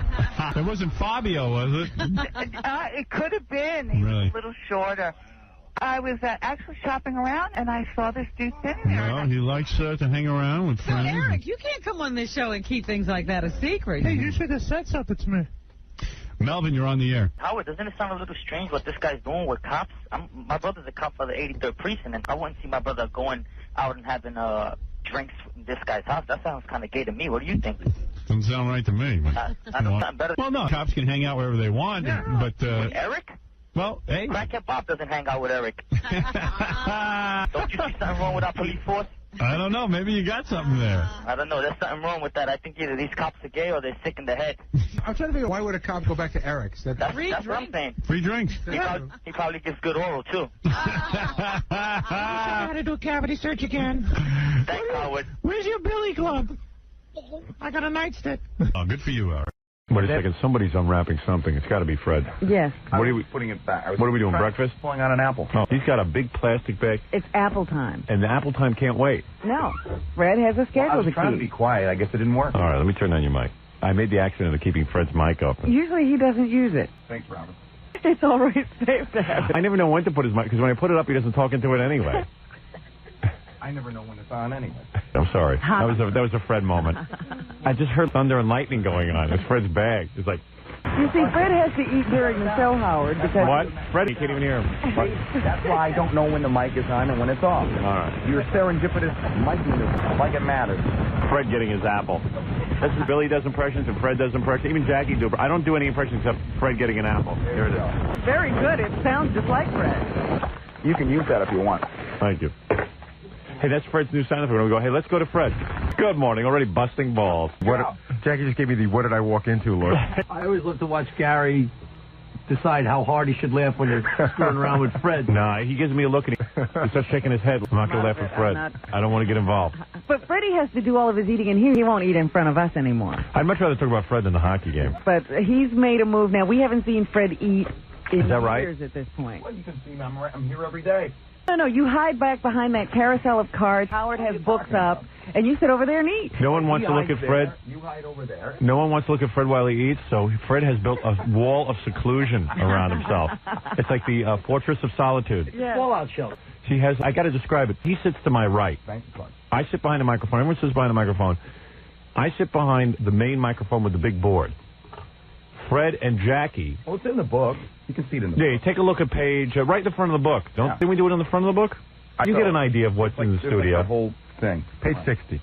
Is it page 60? You're talking about the one where everybody's picture's in, you can see where Fred sits? That's page 60? 60 and 61. I thought that was up earlier, but here's the deal. Right. So Fred is to my right, and Robin sits behind Fred in her glass booth. So she gets to see, I have a wall of books, so I don't have to look at Fred during the show. And even if that wall of books falls down, there's a wall of cards. Right. There's double insulation. Should any accident happen, I will never see Fred. Double bagger. Right. Never want to take a chance. Fred's a double bagger. Because I'll turn to stone if I see him eat. What can I say? It's just really distracting because Fred forms a pouch in his mouth, and the pouch can sit there. It's like watching a snake eat a mouse. It can take hours. Right, you watch it go down. Right. That's a good image. Thank you. And then Robin sits behind Fred, and she usually used to have this full view, but from behind, so she wouldn't see Fred's pouch, but she could see him dismantling his nuts. You can see through my head. What he was eating and when. You watched the squirrel from far away as he unpacked his nuts and stuff and rubbed his fingers together. So Fred, quite strategically, has placed carts and different, when we see carts, they're big, almost like 8-track tapes, and there's big carousels of them, and Fred has lined up carousels blocking here because, if you'll notice, if I turn around... Fred, no need to explain. Just explaining because you're creating this... I know what you're doing. I see what you're doing. Right, but you've moved it into a... I used to have a better view of you than I do today. You're almost hidden from Jackie. You're in a bunker. That's him I'd like to hide from. If D-Day ever comes, Fred's secure. You know what? Fred wants to get a message to Jackie. He throws it over the wall. I know. With a rock. Now it's uncomfortable. I gotta go. Take it easy. Sit there. Sit there and take it. What's uncomfortable is his haircut. Fa-fa-fooey. Oh, he's box head. All right, I got to take a break so we don't fall far behind. We got a lot going on today. Matter of fact, Ralph's coming in to do my hair. I'm going to have a camera on me in just a couple of minutes because I got to make a big announcement. That's good for all of us, actually. We have a big announcement, a show announcement to make that everyone will be happy with. It's funny, I just got to tell you, before you go on, we were talking about Gary's haircut and his teeth yesterday. Yeah. And there was this big headline in the New York Post, arm to the teeth. Yes. And somebody faxed an arm to Gary's teeth. Arm to Gary's teeth? Gary's teeth are so huge. Yeah. That's why on my new videotape, all I do is talk about Gary's teeth and lips. You can't avoid it. If you see them, they become the topic of discussion. And Robin and Jackie are sitting right near Gary and Fred, and everyone's just looking at his teeth and gums and analyzing. You hypnotized. Never gets old. How about his cousin that cut your hair? Was there any... No, it didn't look a thing like Gary. He didn't have Gary's teeth? No. No, it didn't. He must be from a different side of the family. That's a good side of the gene. The human side. There's that missing link factor. I don't know what happened with Gary. The back of his head is the head of a gorilla. I know that. Imagine arm to Gary's teeth. After he gets the haircut, you look at the back of his neck, it's like the back of King Kong. Yeah, it's like when he climbed up there by State Building, a little sweat on the back. I know if it's the Mongoloids, but the Mongoloid has a big, flat back neck. That's one of the distinguishing characters. It's a flat neck. The back it's of the neck. almost like no neck. The head and the... Ladies and gentlemen, the eighth wonder of the world, Kong. I'm sorry. I caught this in mid-conversation because I turned away. I was listening to Fred's tape from last night that I'm pulling for all those great raps he does between songs. Good. Now, what did I miss? I'm a Mongoloid? No, I'm talking about the back of your... Robin said you almost don't have a back of your neck. It's flat head and then flat neck. It all melds together so like a Mongoloid. Shoulders. Yeah, head it's weird. Shoulders. It's the funniest thing because now you cut your hair real super short and you can see the flatness of the back of your head. It's summer cut. Unbelievable. I hate it when he does that. You can't help it, man.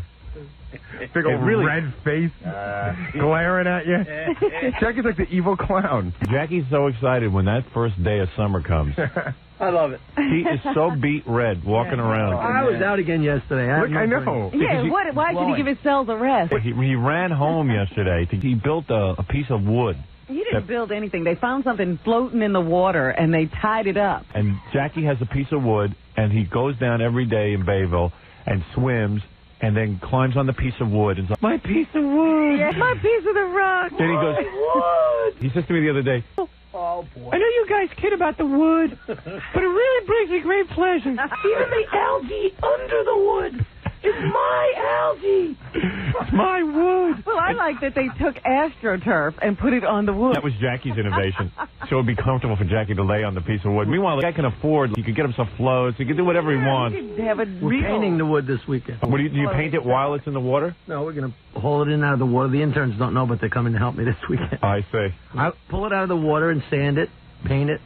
Wow. I like the fact good hard work, and then you have a beer afterwards to relax. Sweat, beer, jump in the cold water, man. Nothing like it. He'll do that all weekend. Nothing like it. Nothing like it. Nothing like it, like a hillbilly. Not all weekend. I have a gig in Albany Saturday night at the Starlight Theater. There you go. That's always a roasted Jackie. Always interesting when you throw those plugs in. Well, it segued very smoothly. Do you ever look at Jackie's eye sockets? Don't start, because Gary. they're all red. Sorry. Too late. They're all red in the white lines. But then his eye sockets. It looks like he wore sunglasses, but they're completely like white. But his whole face is red. It's like a reverse. It's like a reverse raccoon. Yeah. Right. If you get really close, you can see it. Yeah. I noticed that yesterday. I don't know why, because I don't wear sunglasses. Well, maybe you squint in the sun. Spoons over his eyes. Taking big lemons over his eyes. Cold beer. Dude, that's where he rests his beard on his eyes. Yeah, they're coasters. They're not eyes. But he's so high, it's like, sun! Sun! Sun! Look, everybody! The sun! And Jackie thinks he owns that beach. I'm telling you, he's like the mayor of the beach. Sun. I'll just put a jetty here. I'll put a piece of wood here and anchor it. I don't care who wants that wood there. I don't care if it's legal. I don't care if it's legal. I want wood in the middle of the water. The highlight of the beach. Worship. The highlight of the beach. The Incans. The Mayans. The Bayvillians. Sun worship. I know, I'll put wax wings on and fly off this cliff. I'm Icarus. Jackie running naked on the beach. We're too close to the sun. Nancy! Obliterated by the sun. My wings are melting. I love it. Will not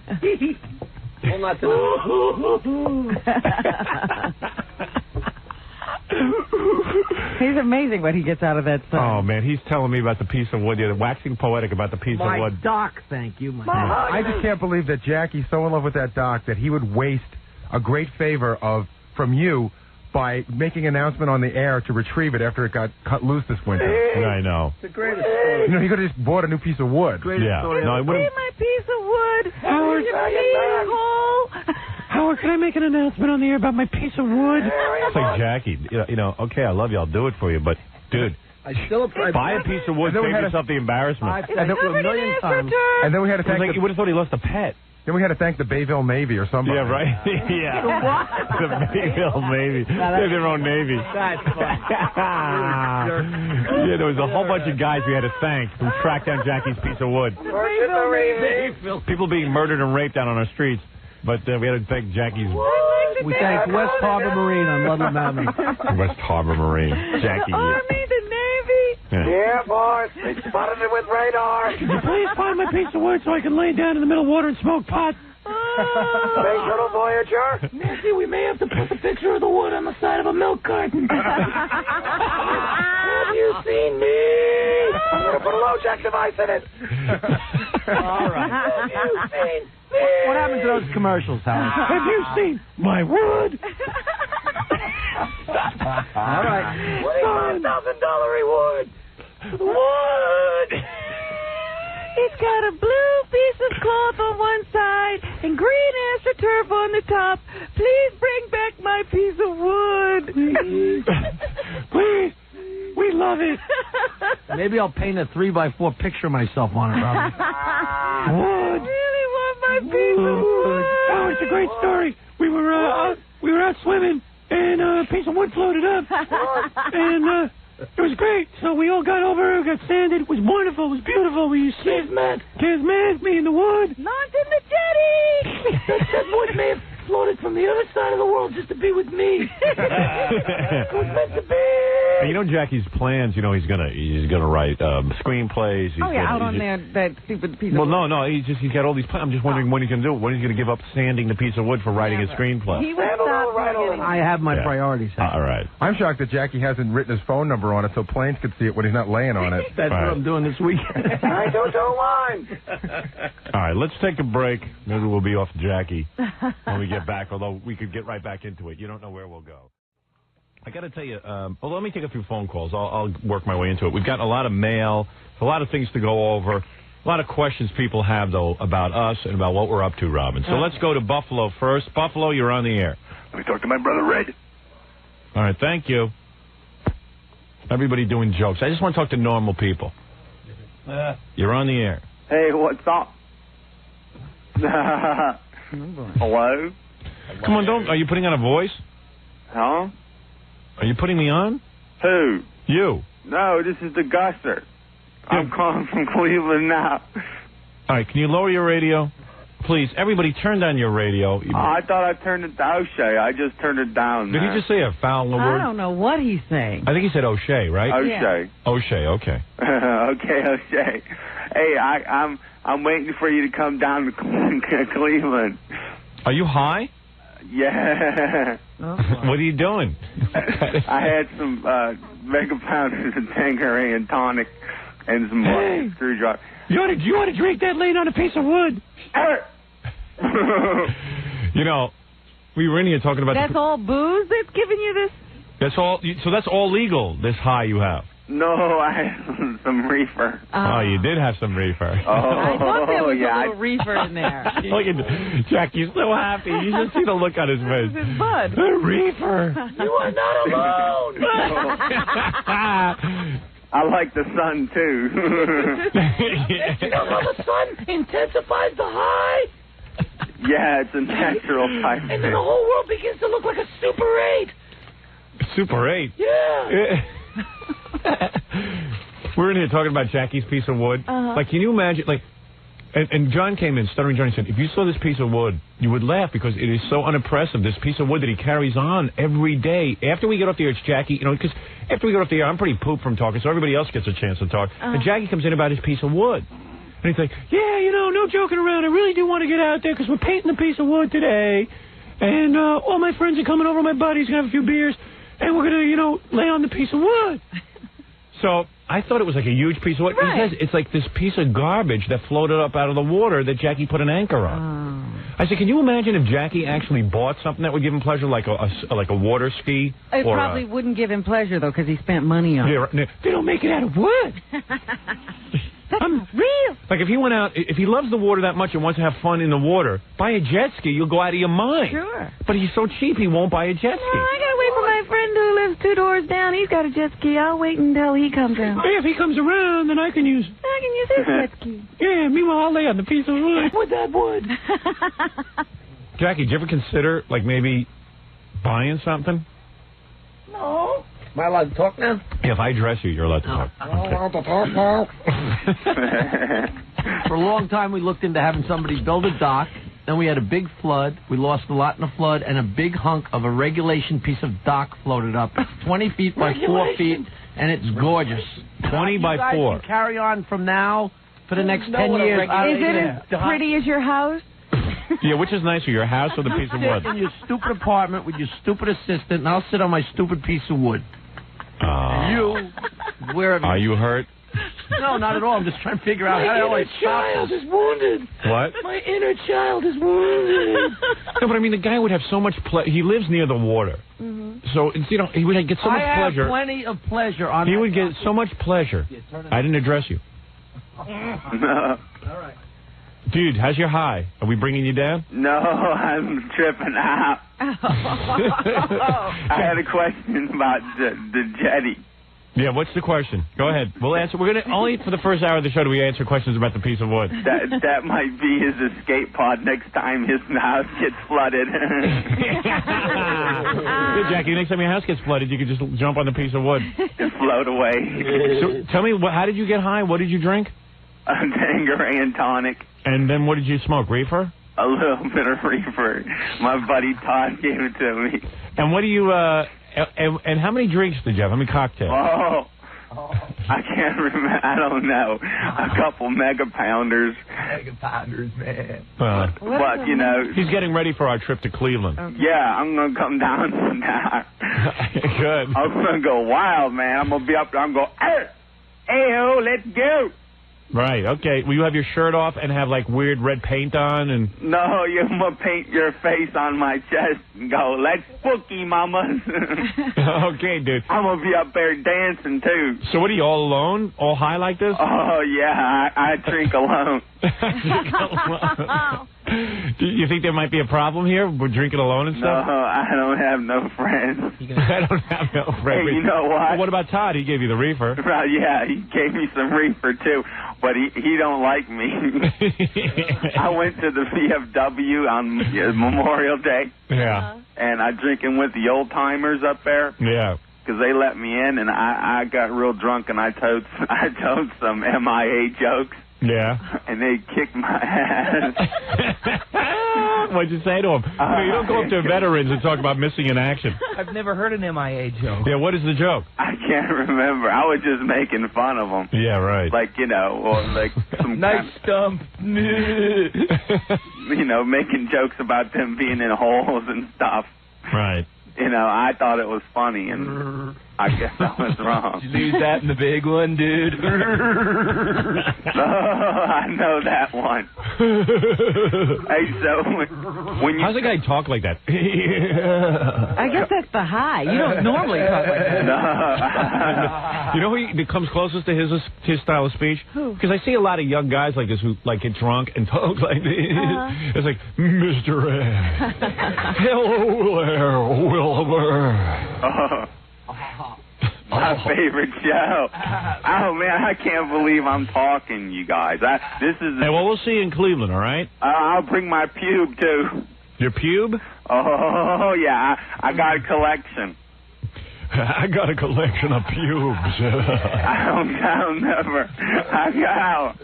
They're floating in the Tanqueray. Tanqueray and tonic. What do you have, a collection of pubes? You save your pubes? Yeah. And you got them in a bag? No, I'm in a jar. In a jar? Oh, that's beautiful. Yeah. I give his name. Oh, I bleeped his name off. Okay, I'm sorry. thanks. All right, dude, I got to go. All right, man, I'll see you later. All right, no wonder you drink alone. Hey! See you, horse boy. That's horse boy. I bleeped off the name of his friend. Yeah. Figured maybe his friend doesn't want to be associated with him. That's pretty gay, don't you think?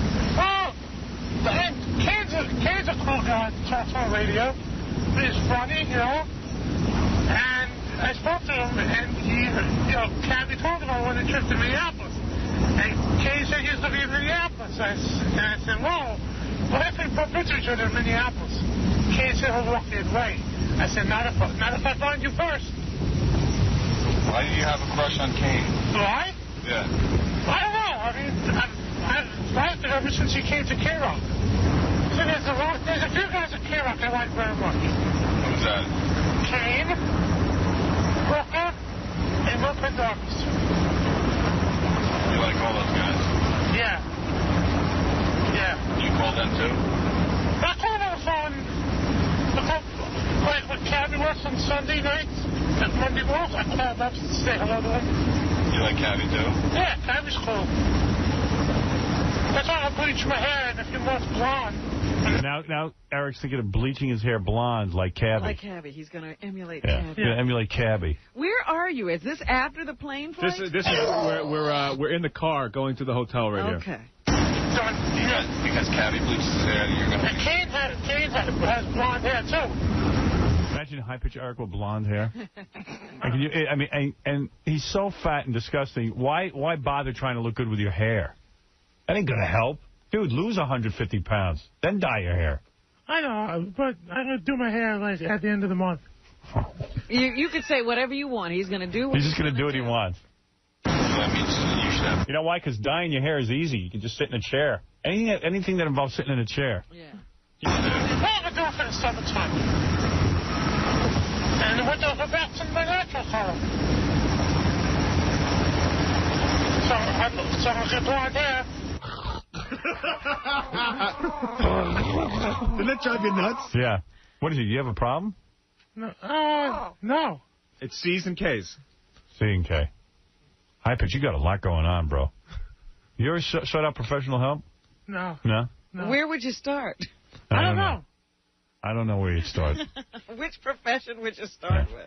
I love Eric, but he is an annoying guy. Thank you. You know what, Howard? In a way, I almost brought it on myself because at the end, I was kind of asking him stuff. I brought it on myself. You're interviewing him. Yeah, I mean, after a while, he would just keep talking, and then I would. I don't know why, but I would ask him questions. I wanted to know. Right. I got a lot. What do you know about him? Okay, well, let me tell you. I took some notes down. Okay. Yeah. Passover's coming up.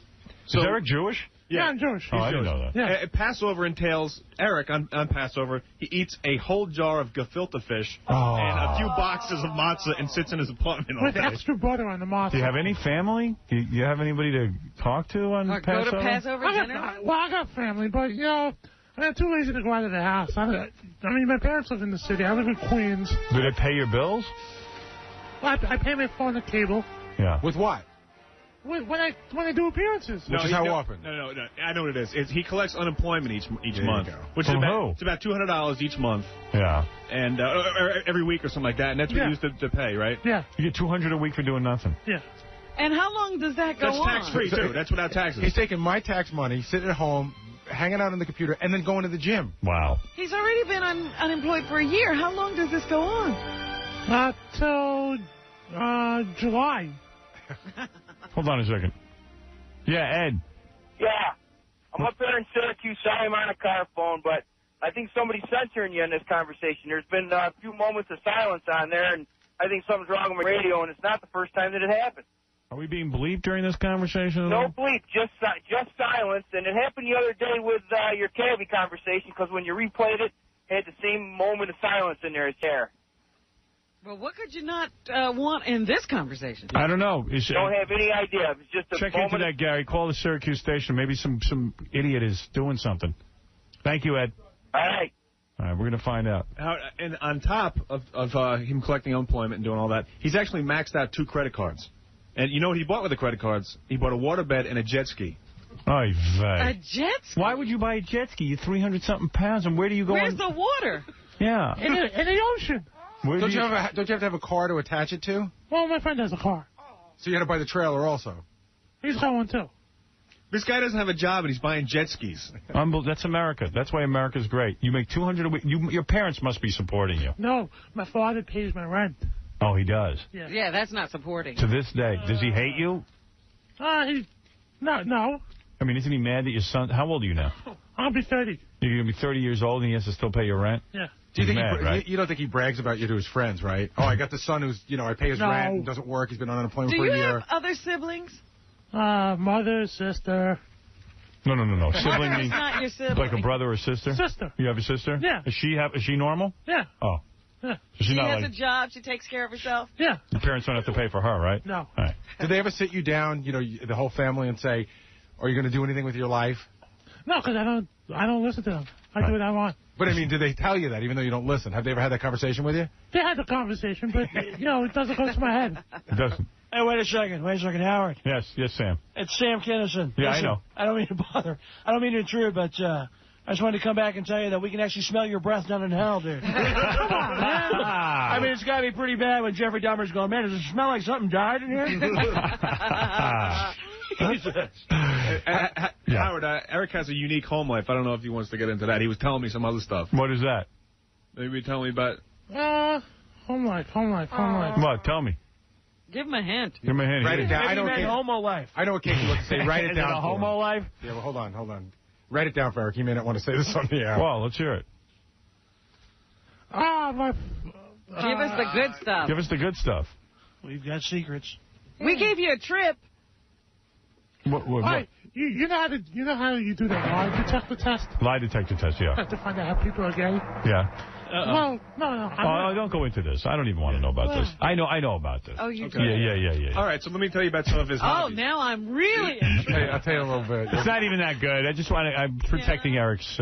Can I just tell you one more? Yeah, right. How can I don't know. I'm not sure what I'm protecting. Can I tell you one weird thing about Eric? One of the guys over here, he does overnights from time to time. Yeah. And he's telling me that it was 3 o'clock in the morning once, and Eric called on the regular request line and said, hey, I'm downstairs. Could you please let me up to use the bathroom? Like he's here at 3 in the morning. I know. But outside. I was coming from a bar. I had to use the bathroom bad. He was out looking for men.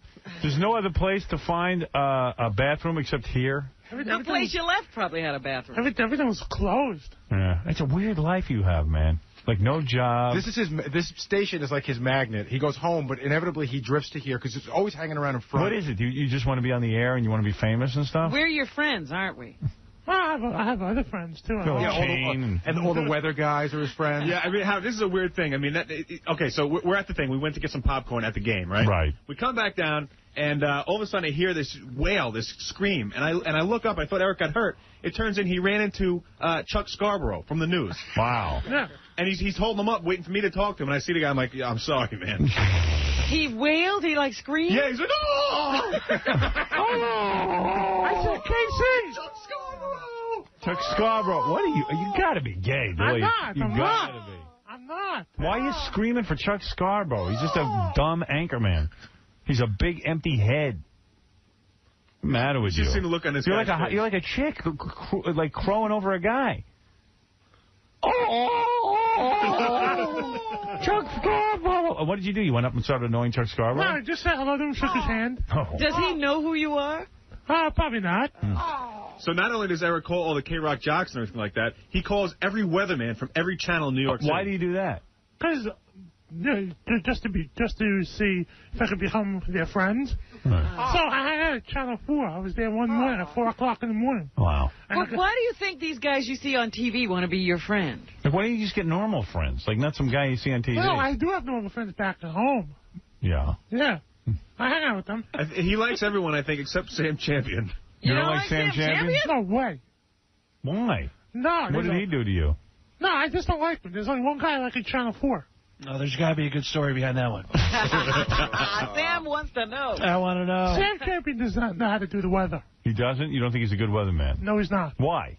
I can't detect a difference. What makes a good weatherman? What bathroom stall did he reject you from? Al Roker is a good weatherman? Oh, he's friends with Al Roker. He knows I'm friends him. with Al Roker and this guy Chris Cimino from Channel 4. You're friends with Queen. Say that name again? Chris Cimino. Wow. You're friends with him. What do you mean by that? They go out with you? Oh, no. They invite me up to the station up there at Rockefeller Center. Really? Yeah. How many times have you been up there? More than a dozen times. God, this is fascinating to me. I hope it's fascinating to you. I just... But isn't it fascinating? Because it's not like, it's not like the anchor. It's the weather guy, Well, because I think the weather guy is the most desperate for fans. So I guess, like, he's... I don't know. I don't get it. Like, why Are you into Ira Joe Fisher, too, or...? Does he take your calls? No, never. Yeah, I bet he's a prick. I never tried. Actually, I bet he's normal. Al Roker takes your phone calls. Al Roker, Chris Cimino. If you call Chris Cimino now, he'll take the call. All weekend I was waiting for him to say stuff. Does he clam on you when he does No. Sometimes he's like, I was eating one time and I kind of put my shoulder away from him, you know what I mean? So I have to spit on it. To protect yourself. Yeah. You know what? There's some other stuff about Eric, too. He has another hobby. He likes to invite cops over to his apartment to take naps.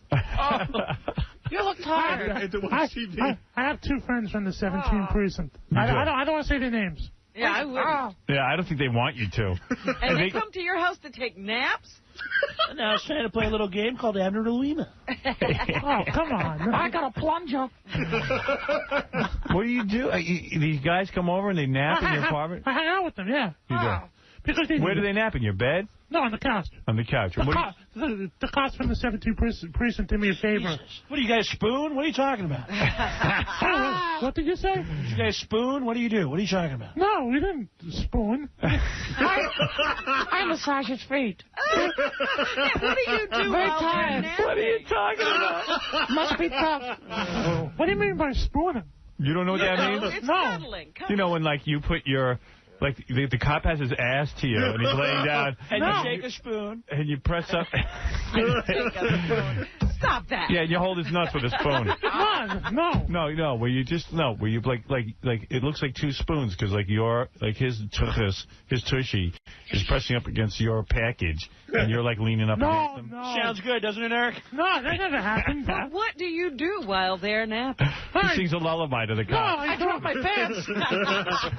Yeah, what do you do? I go on the computer. Did you disturb the cops when they're trying to sleep? No way. No. Hey, can you leave? We're trying to sleep. That's right. Give us your phone. Now, he invites them over to have wine, too. And what kind of wine do they like? Red sangria. Right, that's what they like. Sangria? With roofies.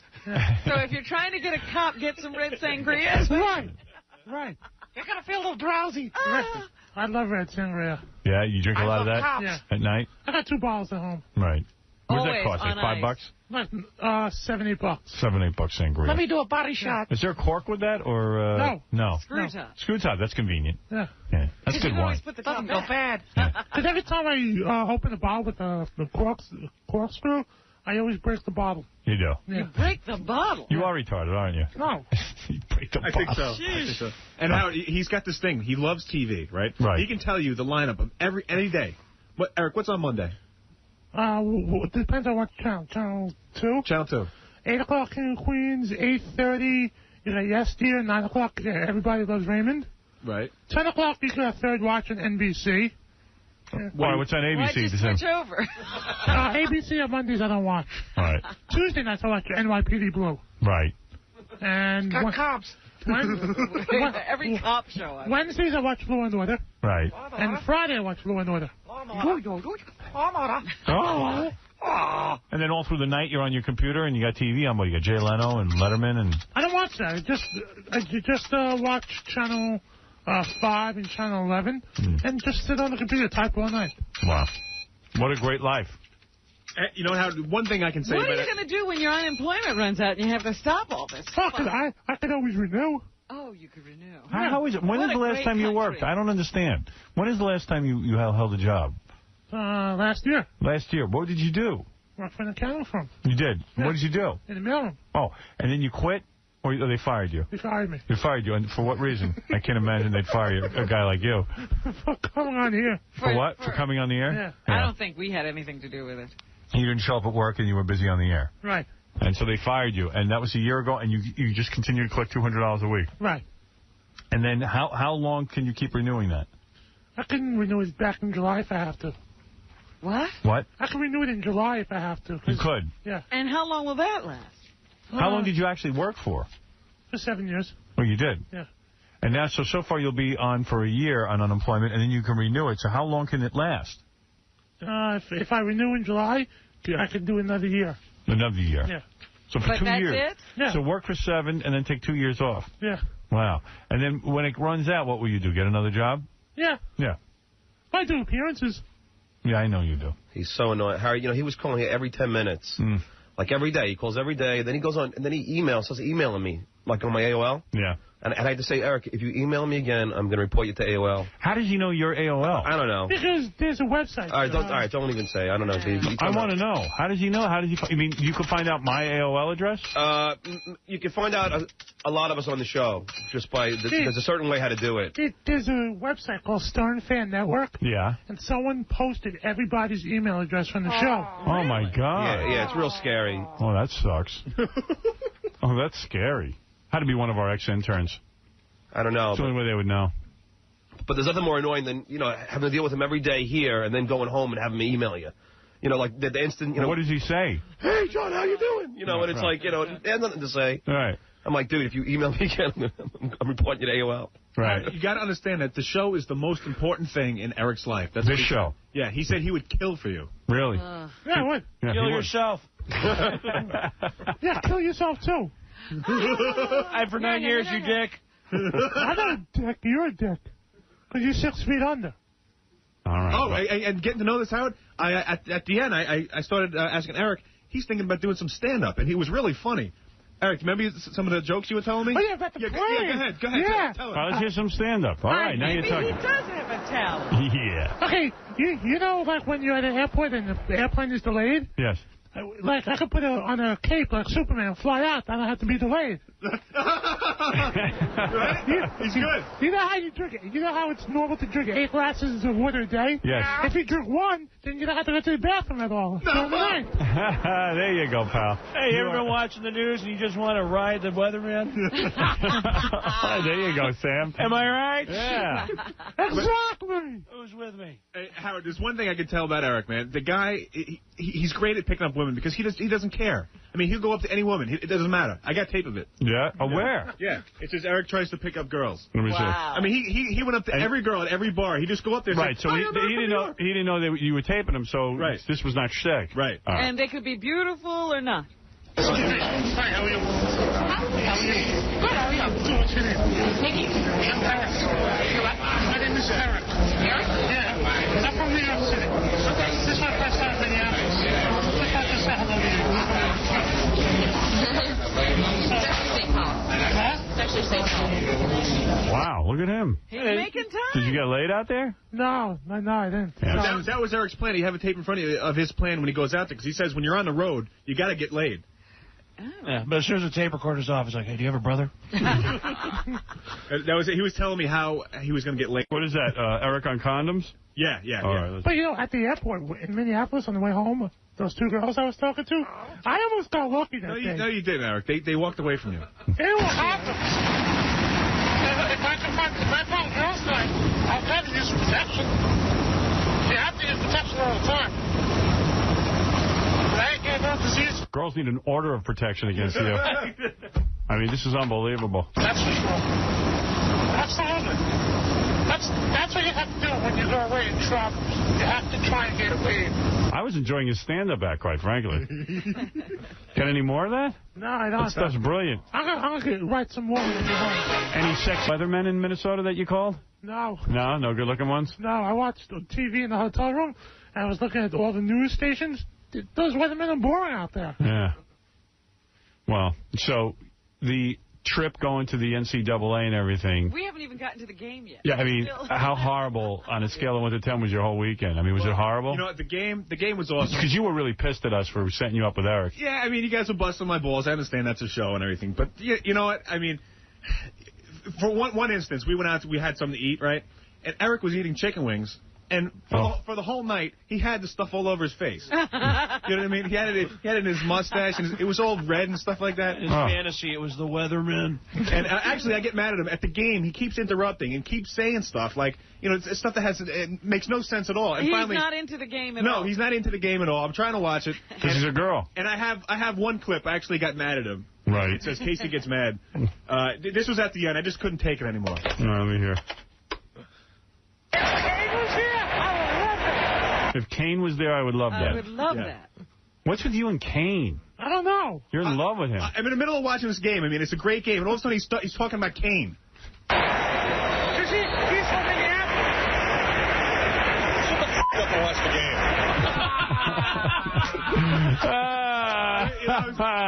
I felt bad after. I apologize after. But. No, it's all right. It's all right.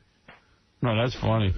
Shut the F up and watch the game. He's like a little child. I mean, it's getting down to the final minutes, and he's talking about Kane. And do you have to feed him during the game? Yeah, we went up, we got some popcorn, but he doesn't like to pay for stuff. The popcorn was good. Yeah, he ate a big tub of popcorn. This big. Oh, man. And what happens when he's on the plane and he wants 3 meals? Does he have to... Oh, my God. Because I always thought they just give you 1 meal. No, he asks. He doesn't like to pay for anything, so he drinks about 6 cups of coffee. He bothers the stewardess for 6 cups, and then after he eats... And is he peeing every minute, like getting up? Yeah, he's getting up. He's going to the bathroom. He's talking about stuff, and I'm trying to sleep. There's a lot of waste products must go through that system, you know what I mean? Like Eric's like a big, fat sludge machine. You know what I mean? Yeah. And what happens? Like, and then he starts bothering people next to him when this person wasn't eating their cookies. So he asked this lady for the cookies. Oh. You can't control the food, huh? No. You're So out he's of sitting control. there eyeing other people's food. Wow. Not only is he eating his food, he's I'm going to try to talk to Jesus tonight. I'm going to try to have a conversation. I'm going to say, why did you take my life? Why did you take my life? I was such a talent, and you let high-pitch Eric continue to live like this. High-pitch Eric, man. That's some life, huh? Are you a sad person? You seem happy. No, he's just happy. I am happy. You are. You enjoy your life. Because I enjoy my life, you know. I mean, I'm... You're realizing all your dreams? Yeah. I bet, if you were his parent, you would have given up already. Yeah, I think I would just give in and pay. This is it. I was talking to somebody the other day who's got this kid who is like, I don't know, 35 or something, and he's still paying all the bills for this kid that he has. Like, literally, the kid can't work, pays for the phone bill, pays for everything. The apartment. At least he doesn't live with him. Yeah, and the guy's not a rich guy. I mean, he works, he does okay, but, He could use the money. Yeah, he's like, when is it going to be over? And he goes, I don't think it's ever going to be over because I keep paying. I said, what about tough love? Like, just cut off the kid. And he goes, I don't know. Can't do it. Because, he can't make it. Because I'm thinking if one of my kids was a mess like Eric, I would at some point just cut off the money and say, listen, no, you wouldn't. You wouldn't? Like Eric? Because I think you're not doing him. I don't think you're doing him a favor. He can't do it. What's he going to do? He could work in a mailroom. He could do something. He could do telephone sales. Like that's fulfilling. Telephone sales? Yeah, guys will think it's a hot chick on the phone. Hi. I want to go out with you. Hey, baby. Hey, baby. So you had a horrible weekend? Yeah, besides the game, accommodations were great. CBS.sportsline.com is awesome. They totally hooked us up. But, Eric's kind of tough to be with sometimes. And not only Eric on the plane, but also, let me give you this tape. This is this baby, all right? Yeah. I'm sitting next to the plane the whole way. Yeah. So as soon as I get on the plane, Eric's in one ear, and then this is in the other. All right. This is a little black baby crying. This is going out there. And are the parents doing anything to quiet? They're doing nothing. They could care less. Right. They had What? They had the baby in the seat next to them. They weren't even holding the baby. Really? You should have eaten the baby. Put some sauce on it. Are you going to eat that baby? Oh, shit. Are you getting that baby? I think the baby was crying about Eric's breath. Maybe the baby was crying because of my voice. Oh. Tell me something. When you're pleasuring yourself, which weatherman's face do you see? Ow. Ow. Al Roker? No. Howard, that's going out there. Okay? Yeah. Now I have another tape of coming back. Right. Listen to this. Is it the same baby? No, it's different. A different baby, but they sound the same. Is this a white baby or a black baby? This is a black baby. Another black baby. This is a black baby with an afro.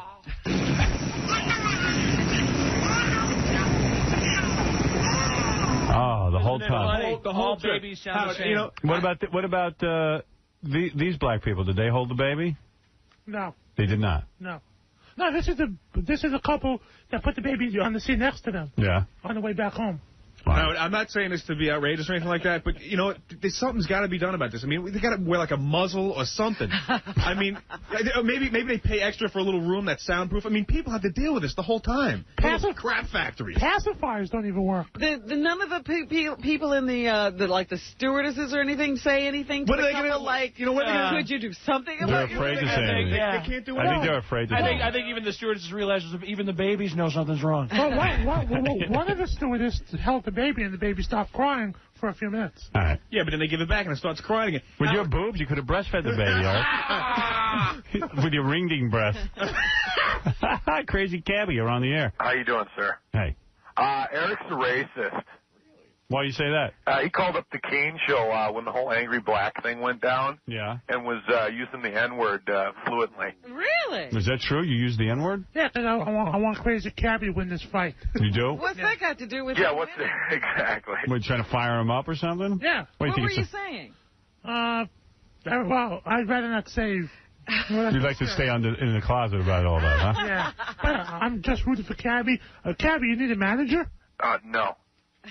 Cabby, Jerry Cooney called up and said he don't know anything about training you. Oh, it's his manager or something. His guy's name is Martin Snow. The guy keeps calling. Jerry Cooney said he'd come in, though, and watch you box a little bit and evaluate your skills. Oh, that's fine. I'm going to kill this guy, this Shelley. Are you going to train him? What's that? Are you going to train for this? No, I've been training all my life for this. You have. Yep. So will you have Cooney evaluate your skills? Sure, I'll have him evaluate me. Yeah, Because I need to know how to bet. Just bet the big white guy. Yeah, well, Cabby keeps forwarding me all these emails and stuff about how, Angry Black can't fight and he's a pussy and... Yep. Yeah, himself up, I think. Yeah, well, the listeners are psyching him up. He's going to take such a good ass beating. I'm going to crush Shelley. I'm going to crush him. Shelley. That's his name. He's a little girl. All right. Keep it up. You know why I'm going to beat him, Howard? Why? Because for hundreds of years, black people and people of race have been fighting against discrimination, and the only reason this guy wants to fight me is because he says I'm gay. And that's why I accepted the challenge, and that's why I'm going to kick his ass. Kick his ass. Right. Yes. So you use the N-word a lot?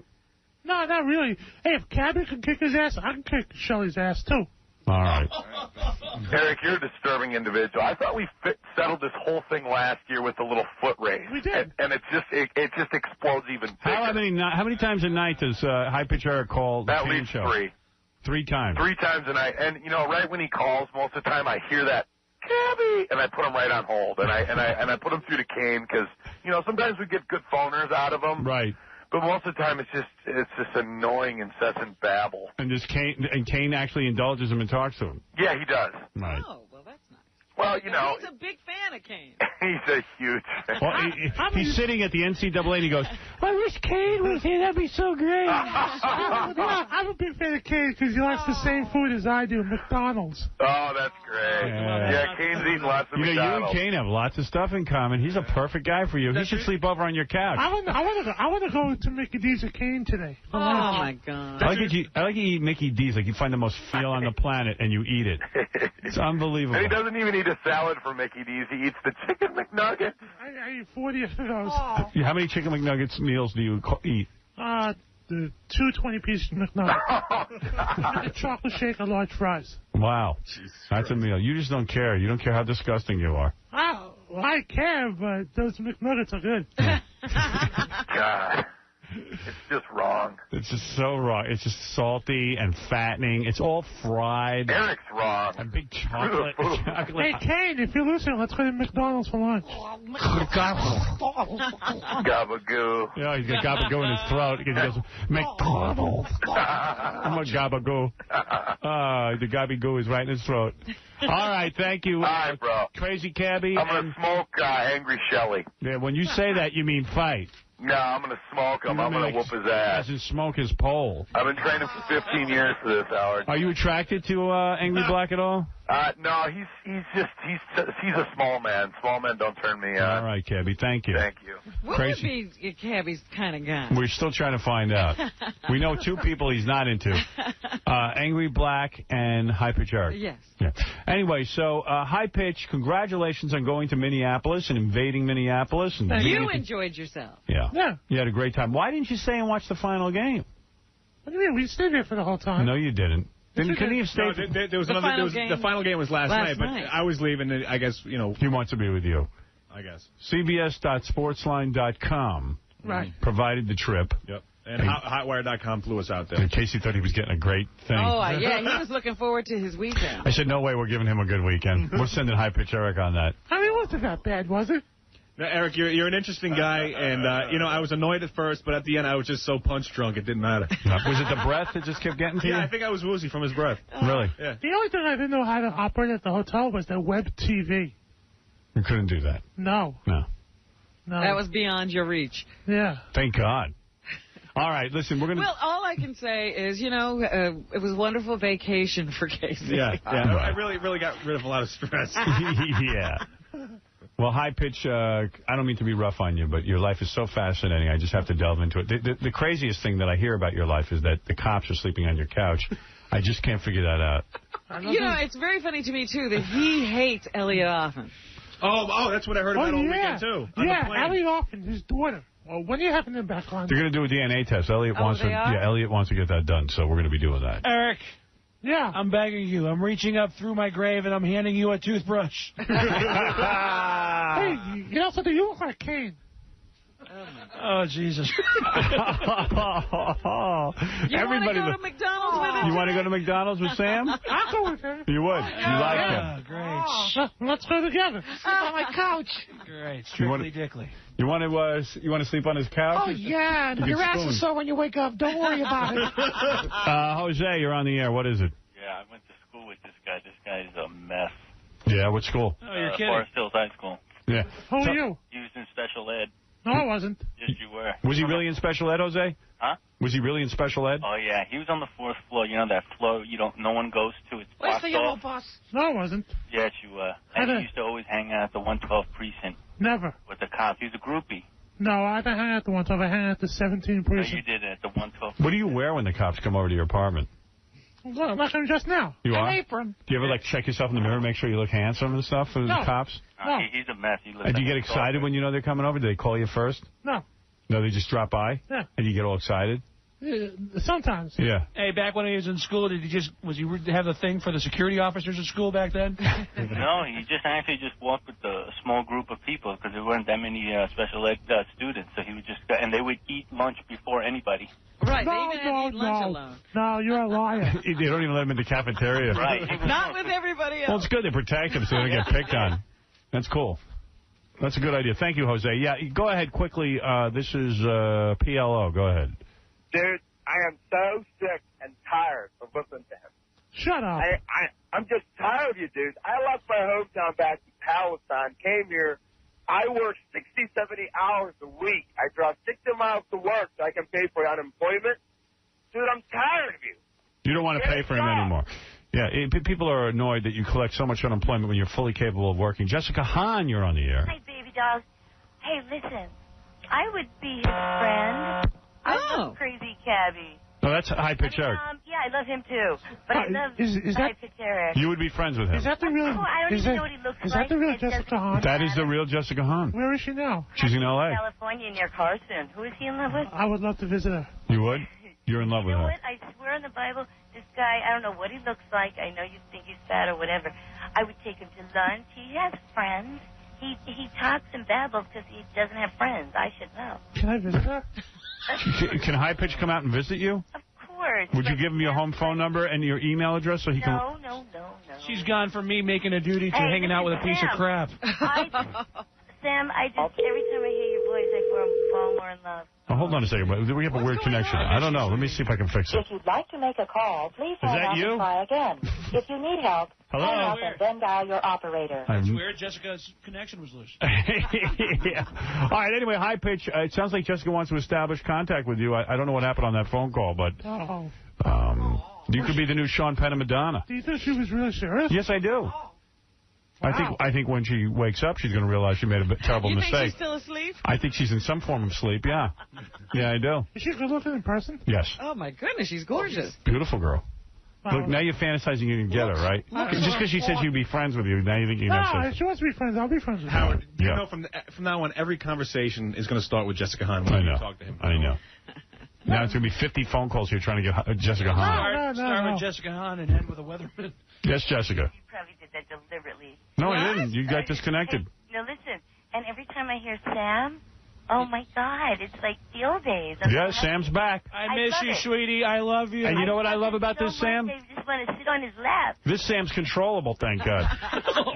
Yeah, I know. It talks about, he shouldn't insult High Pitch, though. He should be nice to him. So you want to tell me what you're offering High Pitch? I'm He's telling him that if he comes to L.A., I would take him out to I'd take him like to the Ivy, and I'd be his friend, and I'd talk to him about he eats for comfort and to get away from that machine.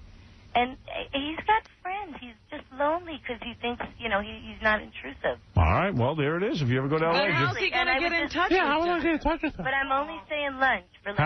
how can he get in touch with her? Through you guys. Well, Eric's moving to L.A. Oh, God. He's going to move.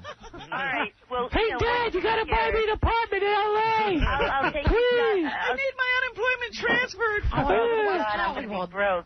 I want to go to Hollywood. Oh, shush. I'd make Hey, maybe this is just a trap. There's going to be some Palestinians waiting for him. You think she's calling from Palestine, huh? All right, thank you, Jessica. Send them out here, and I'll make them happy. All right, sweetie, tell Eric and everyone else what you're wearing right now. Right now, I am totally naked. Wow. Whoa! I just got out of the me too. Are you serious? I'm totally alone and naked. Wish in I my was there. Bed with beautiful. With a cop. No, I wish I was there by By the myself. way, we got cops in common. My whole family are cops. There you go. So, okay, there's a lot to talk about. Thanks, Jessica. Okay, love you guys. All right, Jessica Hahn and Eric, the new couple. The power couple. Eric, who would you Look rather at Eric. He's like dizzy now. He's daydreaming. I'm swooning. Eric, who would you rather go out to McDonald's with, Jessica Hahn or Kane? Who would it be? Kane. I think it's Kane, because you know why? I like Kane. You know what? He's my friend. Who would I go to McDonald's with? I would love to go to McDonald's with. It's Kane. No, actually both of them. No, come on. You got to Choose pick one. Just one. Jeez. Jessica Hahn. Yeah, No, you would know. Come on, Eric. it's Kane. Because how could you have to think so hard? Actually, because I'll go with Kane because he likes McDonald's like I do. See, You are so friggin' gay. No, I'm not. Grease him up. I'm not. Yeah, Nick. Yeah, I think this guy is really gay. You think? How old are you? Nick, how old are you? How old am I? Yeah. 15. Yeah, let me tell you something. You're on the money. Your gaydar works. I have no money? No, I said you're on the money. Yes, I know. All right. Thank you. Thank you. My daughter's 15. All her friends are like consumed with who's gay and who isn't. Is that Yeah, right? that's like a big That's thing. the new thing? Yeah, right. They think I'm gay. Yeah. Everyone's gay. They have a chart at school. They have Eric on one side of it. I want to go to lunch with Kane over Jessica Hahn. Because he really likes McDonald's. Because Kane won't go with me. I got secret sauce. All right. Anyway, High Pitch, congratulations on going to Minneapolis. And Thank you. It was great hearing about your and Casey's weekend. I could listen for hours. Oh, it's fascinating. It's fascinating. Now it's time to start another foot race. I guess Casey and I are never going to hang out again like that. Yeah. Not unless he gets another trip. You're going to hang out with him, Casey? Did you like Casey? Yeah, I love to hang out with him. Yeah. I wish he was my brother. You wish he was your brother? Yes. Wow. Your real-life older brother? Yeah, because I wish I had a brother. Oh. What, so you could annoy him? No, I wouldn't annoy him. Right.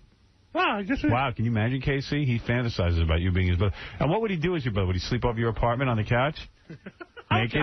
I would give him my bed and I'll take the couch. Really? Yeah. Because he's your brother. Well, isn't that sweet? Now, when they were together, did he bother you in your hotel room, Casey? Yeah, we... What do you think? Yeah, we got back from the game. We went out to a couple bars. Was he drunk? No, he was okay. I had a little buzz. You had a bunch of sangrias? No, beer. Beer, yeah. And, he would hit on every single girl he saw. Yeah. And he would make a big... Did any of them like him? No, they all ran away. They're all scared. He scares them. They all turn their backs from me. He scares them. He really does. Oh, lose some weight, man. I know. Get some think pride. he's going to be less scary when he's... No, but I just want to see what he looks like then. He goes up and he yells at them. Right. You know? I'm Eric from New York.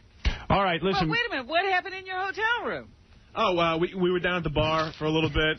And, you know, he has the paper and he's reading the news stories as I'm eating dinner. You know what I mean? And, like, the bartender's looking up. People just look weird at him. You know, they think he's joking. Right. They think he's not for real. It's useless. You're thinking this guy doesn't even need a makeover. This guy needs a takeover. We got to take a break, Sam. I had a great time with KC. All right. I had an awesome time with you, man. You're a good guy. You too, man. Casey just goofed on him for 45 minutes. And he goes, I had a great time. Great time. all right. When we come back, I want to talk to Mark Hamill's Son of the Beach tonight. You got to watch it. He plays a character called Divine Rod who breaks out of prison. He's almost as entertaining as High Pitch Eric. Funny you haven't found a place for High Pitch Eric on the show. On Son of the Beach, I'm working on that. Then he can go out to L.A. and hang out with Jessica Hahn. We'll find Jessica Hahn chopped up in a plastic bag. All right, and we'll be back with a lot more show. But first, I must take a break, Robin. I'm sorry. It's cold in here. Yeah, it is cold. Thank you. Can I hold you? Go ahead. Cold and smelly. Howard Stern's nationwide radio show. Eric the actor, quickly. Oh, good morning. Good morning. I was just calling because your trip to Chicago, I was hoping if you could give a message to Nick for me. He's going to be here in Sacramento next week. I just hope that he enjoys his time while he's here, and if he has any downtime, I know he loves candy. Old Sacramento has several candy shops that you might want to check out. You want me to... So let me get this straight. You want me to go up to Nick Cannon when I see him and say, hey, Eric the actor, or is it Eric the midget now? No, it's the other one that you said. Is it Eric the actor or Eric the midget? Eric the actor. Really? Eric the actor? Yes, that's what I said. What? Well, who's Eric the midget? No one. Oh. You're not Eric the midget anymore? No. What happened? You got to hear this guy. I finally call him Eric the actor, and I'm into, you know, I respect what he... I finally respect this guy's, you know, wish. I get into Eric the actor. He calls up with Johnny. He wants to be Eric the midget because he wants to copyright the name. Now you're telling me you're not Eric the midget? Well, you're not even doing it correctly. I didn't even say it that way. I said the actor formerly known as Eric the midget. We don't have all day just to say your name. So you're now Eric the actor formerly known as Eric the midget? Yes. Oh, okay. I'll respect that. You will? Why not? All right, Eric. So you want me to go up when I'm in Chicago, when I see Nick, which is not that frequently, but the few seconds I see him, I'll go, "Hey, Nick, Eric the actor, formerly Eric the midget, wants you to know there are candy shops in Sacramento." Well, and I hope he enjoys his time up here too. Right, you missed a part. Oh, what a You're tool! supposed to say, "I hope you're enjoying your time in Sacramento." What a tool I'll look like when I go up and say that to him. Plus, and Nick always has. If you have any downtime. Plus, and if you have any. That again, Robin? You're supposed to say, "I hope you're enjoying your time here in Sacramento. And if you're having any downtime, there's a candy store." Oh, there's somewhere. There's a few. There's a few candy stores, Robin. You got it wrong. Should I say it in your voice, Eric, or should I say it in my voice? Say it in yours. Okay. Eric, the annoying midget. So there are a few candy stores, Howard, in Old Sacramento. Old Sacramento. What is New Sacramento? Well, New Sacramento is like where the state capitol is, and City Hall, and Old Sacramento is so don't care. over where They are ridiculous midget. Eric, all right. rude, obnoxious, and annoying midget. Funny, too, because when you see Nick, he always has entourage with him. As I do, I mean. You have your, what do they call it? The glam? I have glam team. Team? Sometimes my agent's with me, but not in Chicago. And then I got Ronnie and Joe and all those guys. But Nick's got and I have an all-white entourage, and Nick's got an all-black entourage. What's that all about, your all-white entourage? Yeah, I got to get some blacks in my entourage. I just don't have any. So, but Nick has all-black entourage. Yo, Howard! Well, you'd never understand it when black guys are hanging around with all black guys, but look at you. Yeah, he's got a point. His entourage is way more intimidating. Nice guys, though, you know? Well, that's not their fault that you find them intimidating. He's got, like, several black guys. He's got this one big, giant black guy who's way tall. Looks like he could just crush you with his hand. But he's, like, a good guy, you know? Then he's got a little, tiny black guy that hangs around with him who's super muscular, like, incredibly ripped. And then he's got another black guy, new black guy, with, like, jerry curls and, he holds up Jerry curls? Yeah, he's a valet and holds up a mirror for Nick. I guess it's a joke, goodness. but That's his glam team. he's got a glam team, too. I do want to ask Nick, I saw he got, like, you know, he's one of those guys, him and Mariah, they do this thing where they renew their vows every year of their marriage. Right. And Nick went to Disneyland with his kids and Mariah, and they got married again there in front of the kids. But Nick and Mariah were dressed as Disney characters. Oh, Crazy. are you kidding?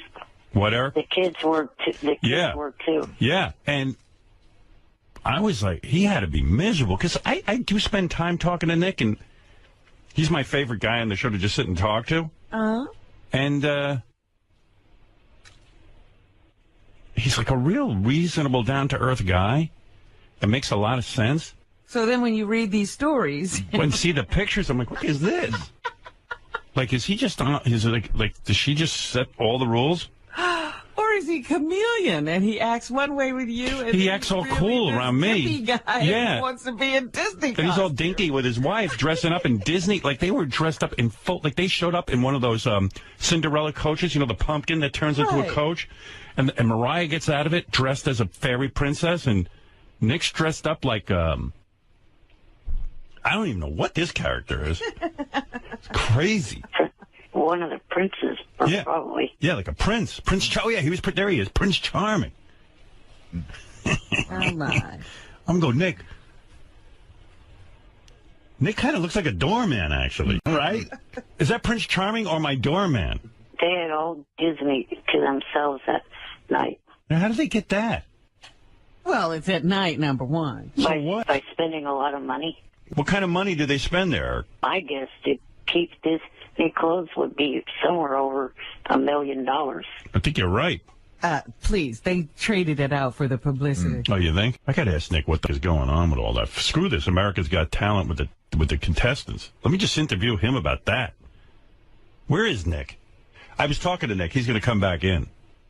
I said, you got to get back in here. That was a pretty good interview when you're talking about beating off to your wife and everything. He goes, yeah, I got in trouble for that. Oh, what? She wanted beating off to someone else? I was like, that's what I said to him. I said, if I was your wife, I would suck your balls for saying that. Who beats off to their wife? I hope if American Idol has another season, they get rid of Nikki and keep Mariah. Is that right? Nikki is just getting way too annoying. Is she ruining the show? Pretty much. Heard that. I thought she was actually kind of interesting with her opinions and stuff, but the fans don't seem to like her. She was at first, but it's starting to get kind of old. Yeah, stop watching that. Yeah, not watching either. I don't know what she's doing now. I was a big American Idol guy, but I guess I lost interest. But then again, I'm on one of these shows, so, like, just concentrate on my show.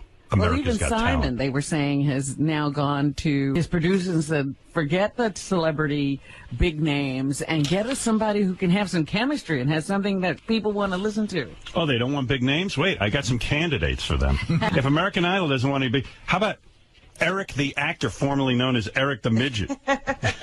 Well, also they said somebody you could have some charisma with. Oh, charisma. You didn't say that. Let me think if I can think of some names here, because why not? I certainly know a lot of unknowns. That I could help them with. You want unknowns. How about Benji and the Benji Vortex? Yeah. This is, and by the way, hey, Eric, I got to go. Unless you want to hear this. Just one last thing. Oh. Years ago today was, or not 6 years, 6 years ago this month was when you had me on air talking with Brandy. And still have not met her face yet like you. Brandy who? You were going to help Brandy Tiller, a porn star. All right. Hey, Eric, I got to go. You broke a promise at 6 years old, Howard. Well, let me look into that. I'll have Gary look into that. I don't even know what you're talking about. I got to go. Does he not think that Brandy disappeared because you talked to him? No, I talked to her on Twitter. For people that are in New York. What'd you say? For people in New York, tomorrow night's the Beyond the Ballet charity event, beyondtheballet.org. All right. Hey, Eric, thanks, man. We'll talk to you later. We're playing them off like on the awards. That music. You introduced me to Brandy.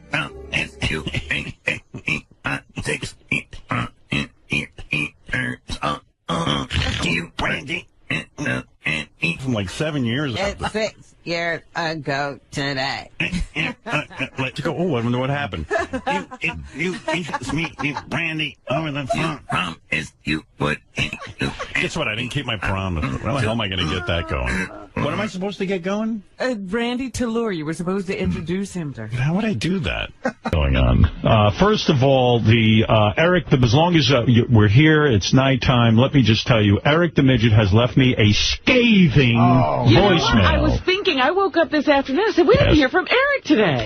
We heard from him this afternoon. Okay. I am prepared to play it for you. Eric the Midget is on fire. Yeah? He is on fire. Now, you're going to hear Eric reference a couple of things. Oh, that ice is going, Artie. I love the sound of some ice. Yeah. See, Eric the Midget... I'm busy looking at the girls' asses. I'll never get a show done. Any little distraction makes me nuts. Yeah, as soon as they started shaking that ice, you were like, forget about it. I was just thinking we should put the bar outside here in the green room. And, maybe you want to put them in burkas. Yeah. But anyway, they're just saying. Eric will reference some things you were saying. Okay. Hey, Eric, Gary, where's Eric's song that he got all upset about? Do you know what page that's on? He's got a mouthful of food. Wait a minute. It's on page 2 in orange. What is that? I really couldn't understand you. Page 2 in orange. That bastard eats a lot. Page 2 in orange. All right, so here's the Midget song that he's all worked up about. Fly me with balloons so I can meet Catherine McVie. I'm a miserable midget who is only 2'3". I'm a grumpy dwarf with a 5-inch cock. Look at me, everybody. I'm the first flying Ewok. So he doesn't like that. He doesn't like the prank phone call they made using the... Ganji, we're doing a radio show. It's too late, and you're talking too much. He's talking to them? Yeah, he's talking to girls. He's throwing that crazy Ganji rap. How's it going? What's going on? Hello, girls. I'm not talking at all. You're not? I'm just, You're doing girls. I'm just trying to help them get settled. Eric the Midget was his voice used in a phony phone call, and he's all worked up about that, too. Hello. It's me, Eric. Eric? Except the balloons strapped to the chair. A moment. I need to transfer you to the balloon person. Just a moment. Hello? You know what? I'm getting sick of being left on hold. You're not on hold. I'm getting sick of it. Hello? I will accept the balloons strapped to the chair stunt. Okay. There absolutely has to be safety harnesses on this chair. I don't have anything to do with safety harnesses and chairs, so I think you have the wrong number. Shut your fat mouth. Goodbye. This is ridiculous as hell. I have no idea. What is your name? Eric. Eric. I've had it with you guys. Who do you think you're talking to? Who do you think I am? Dumbass. No. Your boss is... Hello? I'm getting sick of this. Well, I think this conversation seems to be a bit abusive. Do you have any other information to give us about what it is that you desire? I will accept the stunt. Stunt? That means to you, or you bring that dumb that you can't even get back. Just a moment. Very odd. You don't know what you're talking about? I have no idea what she's talking about. What is she's asking for a stunt. I do, but I think she has the wrong number, and she doesn't seem to understand that. Yeah. Who are you trying to call? You know what? I'm getting so damn sick of being left on hold. Yeah, well, you're not on hold. I was on hold for 2 hours and 50 minutes. Huh. Well, it wasn't ours. That you weren't on hold with us. So I don't know why you were on hold. Shut your fat mouth. Okay. Wow. Bye now. I don't know why he's upset about that, but he's like on fire. Now he left this voicemail as of a couple hours ago. Okay. And here it is, Robin. It's going to shock you. Uh-oh. It may be the strongest Eric the Midget message yet. Hey, Will, it's me, Eric. All I have to say, yesterday and today's little Dan the Song parody and songs that was played, there's two things that will happen before I come in there and fly. Hell freezing over and pigs flying. There's not shot in hell that I'm going to subject myself to for that big of a boss of yours. Nope. Not going to do it. In fact, you want to know what I'm going to do later? I'm going to call Catherine for the very last time and congratulate her on her contract signing and then warn her against appearing on the show. I don't give it if that means that I won't get to meet her or it lowers my chances. I'm going to do what I can to ensure that she says to Gary the next time he calls, nope, not going to work here. Okay? Stern ruined his chances of having me and her on his show. So, bye. Oh, my goodness. That little midget. You want to go to war with me? I give him Catherine McPhee's phone number. And he's going to use it. He should throw away the number. He doesn't want you. He's going to fly. I guarantee he's going to fly. He's going to beg you to fly. And we will get Catherine McPhee in here.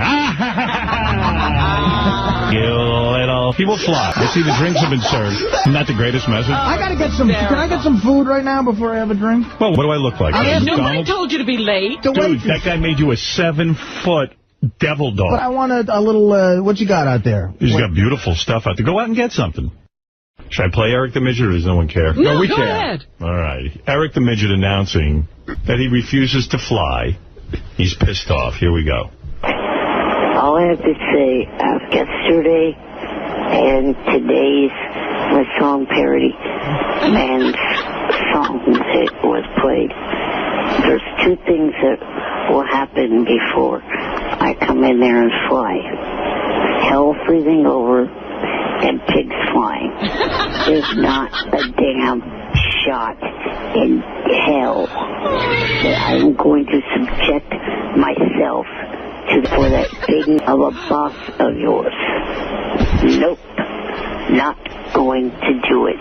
In fact, you want to know what I'm going to do later? I'm going to call Catherine for the very last time and congratulate her on her contract signing and then warn her against appearing on the show. I don't give it if that means that I won't get to meet her or it lowers my chances.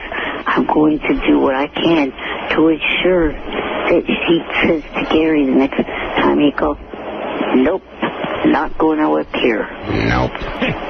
Stern ruined his chances of having me and her on his show. Bye. Hello, Catherine. This is Eric. I wanted to congratulate you and warn you about the evil Howard Stern. You know what? Catherine hasn't returned one phone call. He's like, I'm going to call her one more time. She's going to have him arrested. I know it. He's going to show up. This is your confidant, Eric. Don't go on the Howard Stern. Once she hears that voice, she's going to definitely know to stay away from this show. What number does he have? He has a real number? I gave him the cell phone number for Catherine McPhee, which I got. God, I hope she's saving those messages. That's an actual cell phone number. Because we've called her on it, and we booked her for the show. Oh, that's crazy. Yeah, she called Gary back. She hasn't called Eric. What a grateful little ingrate that guy is, though. Seriously, we do for him. And now he's going to call her and try and kill her appearance here. How dare you? I don't care if I never meet her. By the way, my prediction, Eric the Midget will come here. Absolutely. He will fly on balloons. There will be 4 balloons attached to his wrists and ankles. He will fly like Superman. Way. Yes, you will. As soon as we book Catherine McPhee. When hell freezes over and pigs fly. When Artie loses weight. He's going to come in here, he's going to suck her ass, and he's going to get on those balloons and fly. I don't give a shit what anyone says. I like that he wants a helmet, too. He's going up to 2 feet. I need a safety harness and a construction helmet. I'm going to piss my pants. He's the greatest. Right.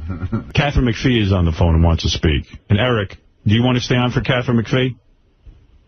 Yeah, go ahead. Should you let him? I probably shouldn't, but I will. No. But don't you convince her not to come on here. Catherine? Hello? Yes, I'm on with Eric the Midget who wants to meet you. Hi. Eric? Catherine McPhee. No, it's Blue Iris. Give me a break. Are you someone named Blue Iris? No. Who are you? I'm Catherine McPhee. I heard the same voice in a prank call a few minutes ago. Give me a break already. Catherine, do you want to see Eric fly? Yes. You do? Yes. Yes, and you want to see him attached to, how many balloons is it, Robin? 2,500 balloons. That's wonderful. So there you go. He should love it. Would you like to sing a song to Eric? Yes. All right. Fly me to the moon, let me stay beneath the stars. You are all I wanted in Jupiter or Mars. You're so adorable. We saw pictures of you in the paper today. You look great. You had the same voice a few minutes, the Lady Bird Johnson. Give me a break. Catherine, Simon Cowell tough on you? Catherine? Yes. Was Simon Cowell tough on you? Yes.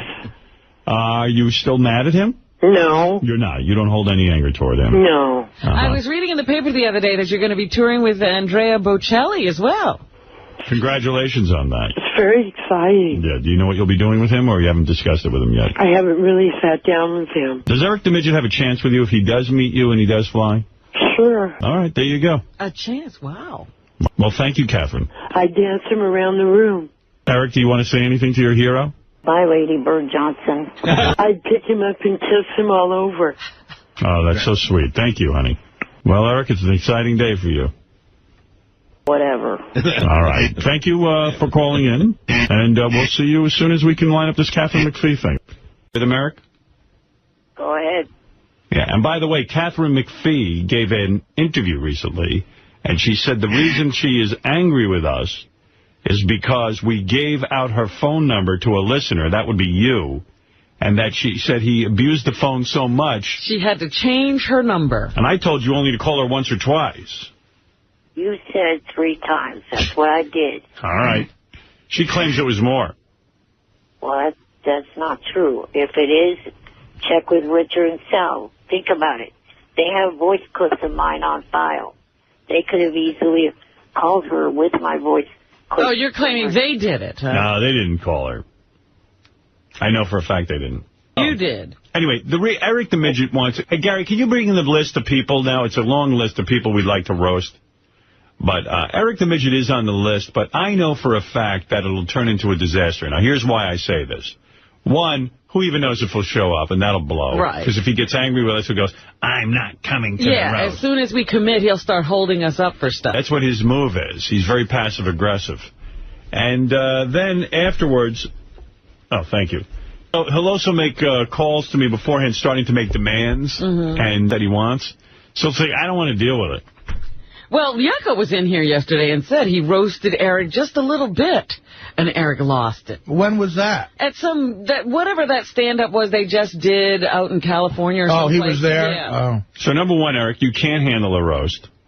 I did not do anything at all. Number two. When Yucca said any jokes. I know. I just sat there, and I may have looked away or something, but I never gave him any looks or anything like that. It ain't easy, man. I'll tell you, after years of being a roaster, when you finally sit in that seat, bro, you find out a lot about yourself, about how sensitive you really are. Because I got hit with some shrapnel, too, and I got to tell you something, Eric. I even found it hard to sit through. When you're the actual roastee, right, it's like a dump truck backs up and just lands on your head. And Abel, even when someone else is getting it, you can't even laugh well, because eventually everyone is getting to you. And I know the call will come. My father said if I do the roast, he'll make me live at the lake house. They're taking me back to the lake. The lake house. The lake house. The guy knows what house of horrors that is. It's like a prison. All I know is the kid doesn't want to go there. The lake house is a punishment. It sounds like a nice deal, lake house. Is he like the midget Rockefeller? I don't know. What's with the lake house? Why do you hate it so much? Just too isolated. It is prison. He's Little Rockefeller. He's in the Phantom Zone. He's half Nelson Rockefeller. Are you Superman? That's your fortress of solitude, the lake house? I guess. You go there to talk to your father? Are you a Superman freak? Do you love Superman? I thought the last movie was real good. Yeah. I just would think that Eric would like superheroes. Why not? Yeah. He's geeky like me. But he'd also he needs superpowers. What does it sound? Hey, what's up? Hey. Eric made a revelation to me when we did the Whack Pack Revelations. And it was that he got, I can't even say it, a harassment suit from the police because you were calling a celebrity. So it wasn't us. A semi-celebrity you were harassing. You're telling me the police, Eric, got on you because... She appeared on one reality show, 3 Wishes. And what happened? You got her phone number? Well, I got her mom's number. You got her mom's number. And then what did you do? I called it a couple of times, and that was about it. But the whole thing was... What do you mean you called it a couple of times? How many times is a couple? El Creepo. You don't get a harassment suit because you called someone a couple of times, Eric. Well, the mom was being a little protective because not only was I calling, but there were several other people calling as well and following this girl back to her apartment because 3 Wishes did not do that good a job at covering up where this girl lived. Yes, yeah, so people like you could get her identity. Eric, did you send her anything? No. Eric, did you send something to her? No, I did not. Like a human head?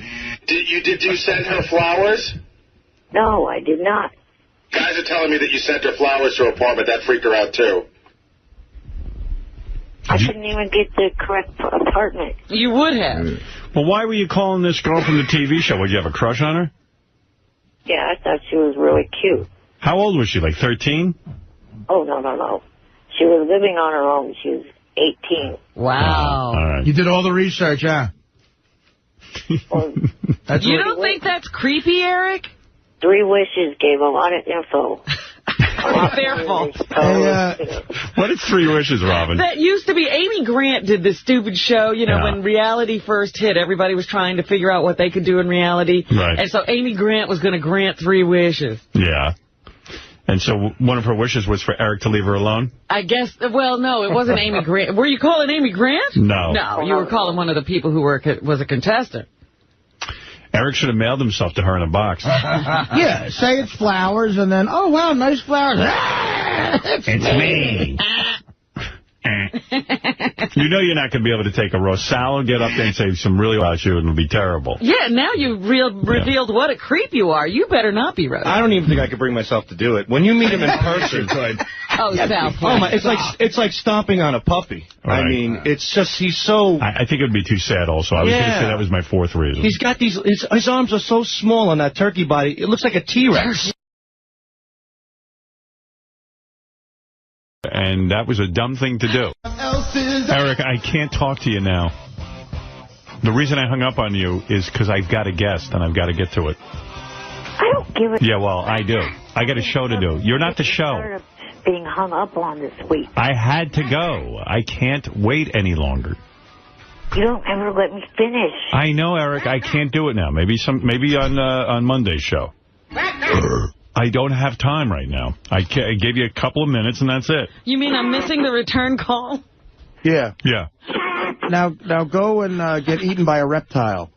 All right, Eric, I got to go. I really do. We're putting that snake in your house if you keep going. I got a small window where Jerry's got stuff to do, okay? Really? Thank you. Do you understand? Asshole. Oh. Whatever. Bye. My God. What ugliness. I'll get to... Who else puts up with him? Nobody. No one. No one would even take his call. Eric the Midget's on the phone. Real quick, Eric, I'm going to give you some advice, okay? Why the hell does it have to be so quick when you leave me on hold for hours? Because, Eric, I told you the show isn't about you. Isn't this a redundant conversation? He asks that every time. And I have to tell you that you're on hold because we don't have time for you all the time. I had AC/DC in here. I had... It's not getting through to him. Natalie the Virgin, who's auctioning off her virginity. I mean, we have a lot of different things to get to. But I will tell you, I got a letter, an email, from Sarah Silverman, the famous comedian. Yeah. And she was telling me a friend of hers ordered a Eric the Midget photo. You know you can order Eric the Midget photos? Well, he said he was selling autographed photos. So the friend decided to get one for, I think, his girlfriend. Uh-huh.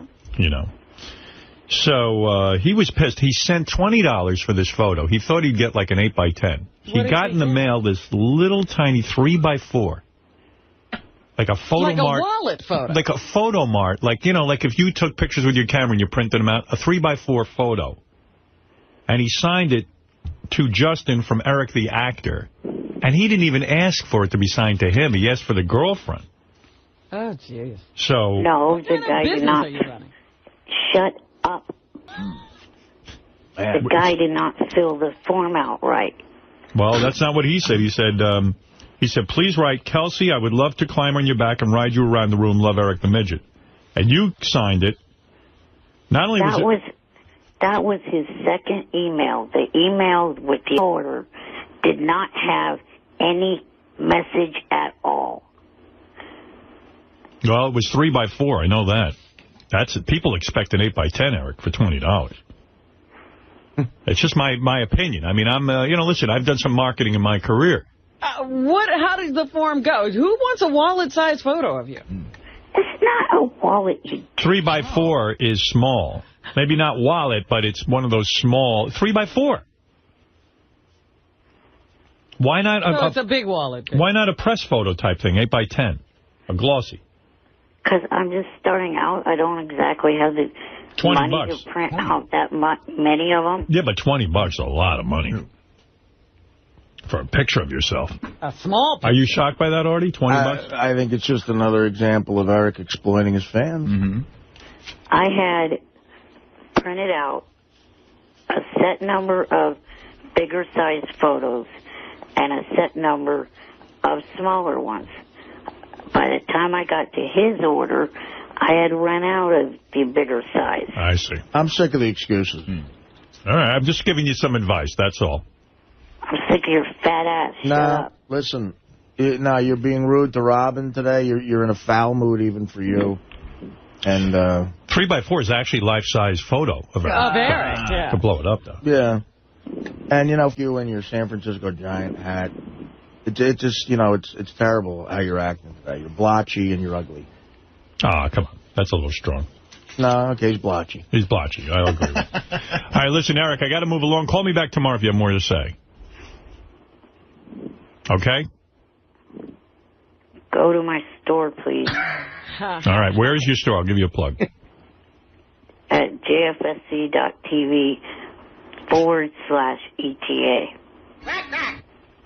All right, thank you. Right. All right, that's Eric, the midget actor. Those phone calls are getting more and more depressing. I thought it was funny. The guy goes, he sent me a photo. It's 3x4. It's like a photo mart print. What a load of crap. $20, and he made it out to the wrong person. It's not even an 8x10 photo. You know, and Sarah loves Eric the Midget. That's one of her favorites. Eric, what? Eric, what is it? Please, quickly. I got to move on. I told you I don't have time today. I'm calling back because I emailed Will the order form for what you were talking about, Sarah Silverman's friend that ordered the photo. Yes. So you could see the order form. And I did send him yesterday a new photo addressed to his girlfriend with a birthday message to his girlfriend free of charge. Ah, very nice. 3x4 or 8x10? So all I have is the 3x4 right now. Fair enough. That's good, Eric. That's good business. I'm proud of you. Thank you. You're troubleshooting. Yeah, that's smart. All right, that's good business. That's good business. Thank you, Eric. Bye. All right. Yourself. Oh. Robin, there it is, all fixed. I'm so glad that his customer service department is working. He actually should glue 3 of those 3x4s together. Then he'd have a giant 9x12. But who am I to say? Shut up. I think what he yells. Jesus. Whenever you open your mouth, Robin, he tells you to shut up. All right, and with me, it's like, sick of your fat ass. Wolf, go ahead. You're on the air. Hey, Howard, how's it going? All right. Hey, I was wondering if Eric the Midget might be on hold. I wanted to... let me take a look. Okay. Jay, Sloppy, Mark, Eric the Midget. Yeah, he's on hold. What else has he got to do? Yeah, he's on hold every day. Yeah, I got a question. You have a question for Eric the Midget? Hold on. Let me lock you in. So I got to lock you in first, and then I can put Eric on. Eric, Wolf has a question for you. Hey, Eric, how's it going, buddy? Good morning. Hey, I was looking at pictures of you online, and I wanted to know if you actually have a neck or if your head is kind of fused onto your body, kind of like a snow cone. I have a neck. The pictures don't really look like you have a neck. Is there any way you could take a photo of that for us? He wouldn't be alive if he didn't have a neck. No, he's saying they just skipped a few links, you know, and his head is just sitting on his He's missing a couple of shoulders. You mean you think his head's sitting on his shoulders and there's no neck, but he'd have to have a throat. He wouldn't be able to talk. Well, all of it's in there. Well, listen to the voice. It's You like just can't it's all see it. compressed. Let me see, Eric. Lift your... Ah, there it is. Yeah, he's got a neck. Okay. Howard, his shoulders are higher than his earlobes. You thought he was built like a snow cone? yourself, you jackass. I was wondering if you wear a necktie, is it more like a headband, just because your head is so low on your body? You are a retard. Get off the phone. I think it's a legitimate question. That's wrong. Well, actually, Eric, you're on Wolfie's phone call. Yeah. Yeah, I'm being polite having you on my call, Eric. Yeah, he could throw you off. You're a guest. Yeah. Eric, does your chin touch your chest all the time? Yeah, No, it doesn't. he's got a neck, though. Yeah, sure he does. I thought it looked like a fire hydrant. It's just kind of like welded right on the top of his body. Yeah, but you know he's got to have a neck. Yeah, I'm sure your dick probably looks like a toothpick. Well, I mean, couldn't his vertebrae be somehow into his body? I mean, Eric's got some physical disabilities, but he has a neck. The idea that he's a snow cone is ridiculous. Ridiculous. A snow cone or a fire hydrant. Judging by what I saw in the pictures, I did not see a neck at all. All right, you don't see it, but it's there. He doesn't like to show his And neck. I'm looking at Eric right now on his cam, and I see a neck. Like, I have balls. I can't see them for the last year, but I have them. You know they're there. Yeah. Eric, are you kind of like E.T., that his head kind of just stretches up like that, or you're just kind of in a relaxed mode right now? I see him right now. He's got a neck. Yeah, there's his neck. Busting his balls, but he's got a neck. I was serious. I saw the pictures. I was just All serious. right, well, you're wrong. You know Wolf, he's always serious. Yeah, Wolf's serious. Yeah, you sound real serious. Hey, Eric, my bad. I apologize. Anyway, Eric, what did you want to say? I was calling because I wanted to give an update about the email that Sarah Silverman sent you. You know, I went out after the show. Yeah, you told us yesterday. Yeah, we'll see you. Yeah. You know. took care of it. Get it. Yesterday I did even more. I actually went out after the show and bought the guy a special 8x10 and sent him that. Now he's got a total of 3 photos coming to him. Okay, bye. Yeah, I guess see you later. Eric has a business where you can get an autographed picture of Eric. So Sarah Silverman's friend actually ordered one, and he got I think it was a 3x4. Yeah. No, it was size. 4 by 6. 4 by Is that 6. life size, Eric? No, it's not. Eric, I don't think you're prepared for in case there's a really big sort of Christmas roll. How many are ordered on a weekly basis? Is this a business, really? There was five orders after yesterday's show. No kidding. All right. So and now are they going to get 8x10s or 4x5s? No, they're going to get 5x7s, which I've actually been advised by someone that's as big as they need to be. Can I tell you something, though? To me, when I see someone is selling pictures of themselves, I always think 8x10. Yeah, that's the standard. Yeah, I mean, for $20, that's certainly reasonable. I mean, 8x10, Eric. I know it cuts into your profit center, but... Eric, do you autograph the pictures? Yes, he does. Yes, and... But he won't sign Eric the Midget. He'll only sign Eric the Actor. Right. Right. That's what the website says, and the website even has the word midget crossed out and the word actor under it. What would it cost to have you sign Eric the Midget, which is probably the coveted autograph? Is there a price? I actually kind of did that yesterday for one of the orders, but the woman said to cross the word midget out and write the word actor underneath of it. I see. Would you sign Eric the Snow Cone for $25? No, I wouldn't, you piece of shit. Get the fucking life. No, I mean, because Pete Rose does that, Eric. He'll actually write on a baseball for a price, "I'm sorry, I bet on baseball." Did he? Really? I didn't tell you that? No. I didn't Sam know that. Simon sent me the best. He called it a man cave warming gift. Yeah. So Sam is in Vegas. I guess Pete Rose is doing a thing. Yeah. And I don't know. Sam didn't tell me what it cost because it was a gift. Right. But it's from Pete Rose with an authenticity thing. And it says, "I'm sorry I bet on baseball, Pete Rose." Wow. Okay? That's the greatest autograph. How much money do you think that costs? I'm going to look into it because Sam said, well, look, it's a gift because I can't. I said, well, how much would it be to say I sucked Mike Schmidt's cock? What else will he write? Like right after the 1980 World Series, Eric, I blew Mike Schmidt. How much? Hey, Eric, how much does it cost you for an 8x10? In other words, let me figure out the business of the, of Eric. Let's see. The place that I get the photos done at Walgreens, which is, I think it's 2 8x10s for $5. All right. $5, 2 8x10s. Well, I see what his problem is. After postage and everything else. What's he selling them for? He sells them for $20, so you must be able to clear at least $12 a picture, right? If you did the 8x10 thing. Yeah, I guess that would. With the 3x4s or whatever they are, 5x7s. 5x7s, how much would you clear? I think I clear $10.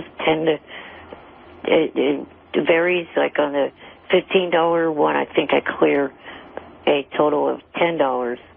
On the $20 one, I think I clear a total of $15. And then on the $45 one, I clear a lot more than that. 45? What do you get for $45? $45, you get a phone call, right? Am I correct? Right. Now, who pays for the phone call? Do they call you or you call them? No, I call them, and what I do so they don't get my number is I hit *67, and I either leave them a voicemail if their voicemail picks up, which, they could end up saving that and having it for as long as they want it and play it for friends, or, I talk to them live like I'm talking to you right now. Play it for friends. Oh, my God. What's this message be that you're going to play for friends? Let's say, let me understand the business. Let's say you get my voicemail, and I've paid my $45. What would you say on the voicemail in a typical... Well, if the person doesn't leave anything specific for me to say, then I just say, "Hi, this is Eric, the actor from the Howard Stern Show. Thank you for placing an order. I hope you enjoy your photo. Thank you for being a fan." That kind of thing. And then we take it and we say to all our friends, "You have to hear this message from this freakish midget." No, wait a minute. Eric the actor. Hey, what do people ask you to say? Work, Gary? Fuck off. What was that, Eric? the week that you guys went on break, the last show for the wrap-up show, he took credit for something a friend of mine did. What was that? What was that, blowing a guy? No, he took credit for me getting to meet Diana DeGarmo, which he had nothing the fuck to do with. I got confused. I was only so nice. I got confused because I was nice enough to get him backstage at one of those American Idol things, and I thought that's where he met Diana DeGarmo. You're an ungrateful little shit. You know that, right? Oh, go fuck yourself. No, go fuck yourself. Jackass. What are some of the things, I hope nobody Eric? calls you, you fucking freak. How many phone calls have you, how many $45 orders have you gotten? One. No, two. Oh, Two. two. All right. But what, I stayed corrected. 0.0. What did What did they ask you to say? Well, one was just a guy made the order and asked me to call and say hi to his wife and, you know, leave her a message. And then the other was, you know, a guy bought the photo and called for himself. And both of them, I left voicemails because I didn't get them to answer the call. I see. By the way, we just checked. Pete Rose saying, "I'm sorry, I bet on baseball," sells for $323. Wow. By the way, Howard, you own one of those. Did you know that? No.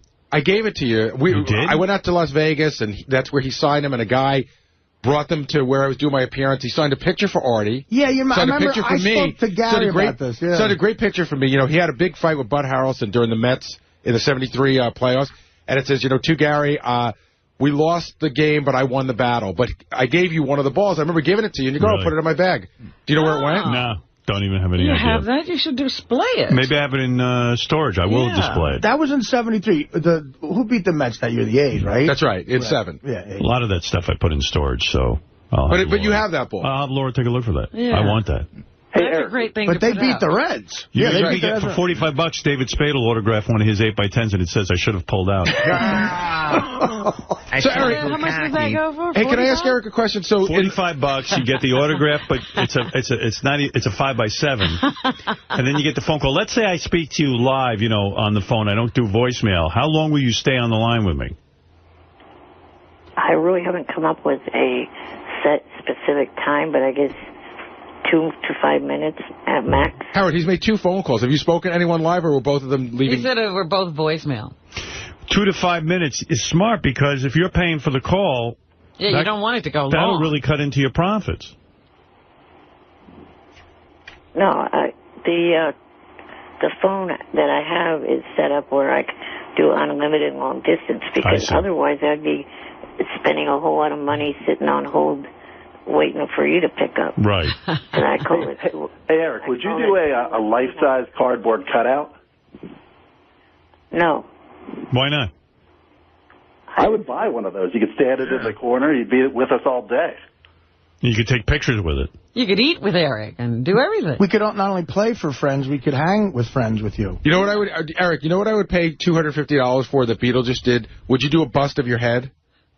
I would totally buy that. Yeah, you could do his whole body, Gary.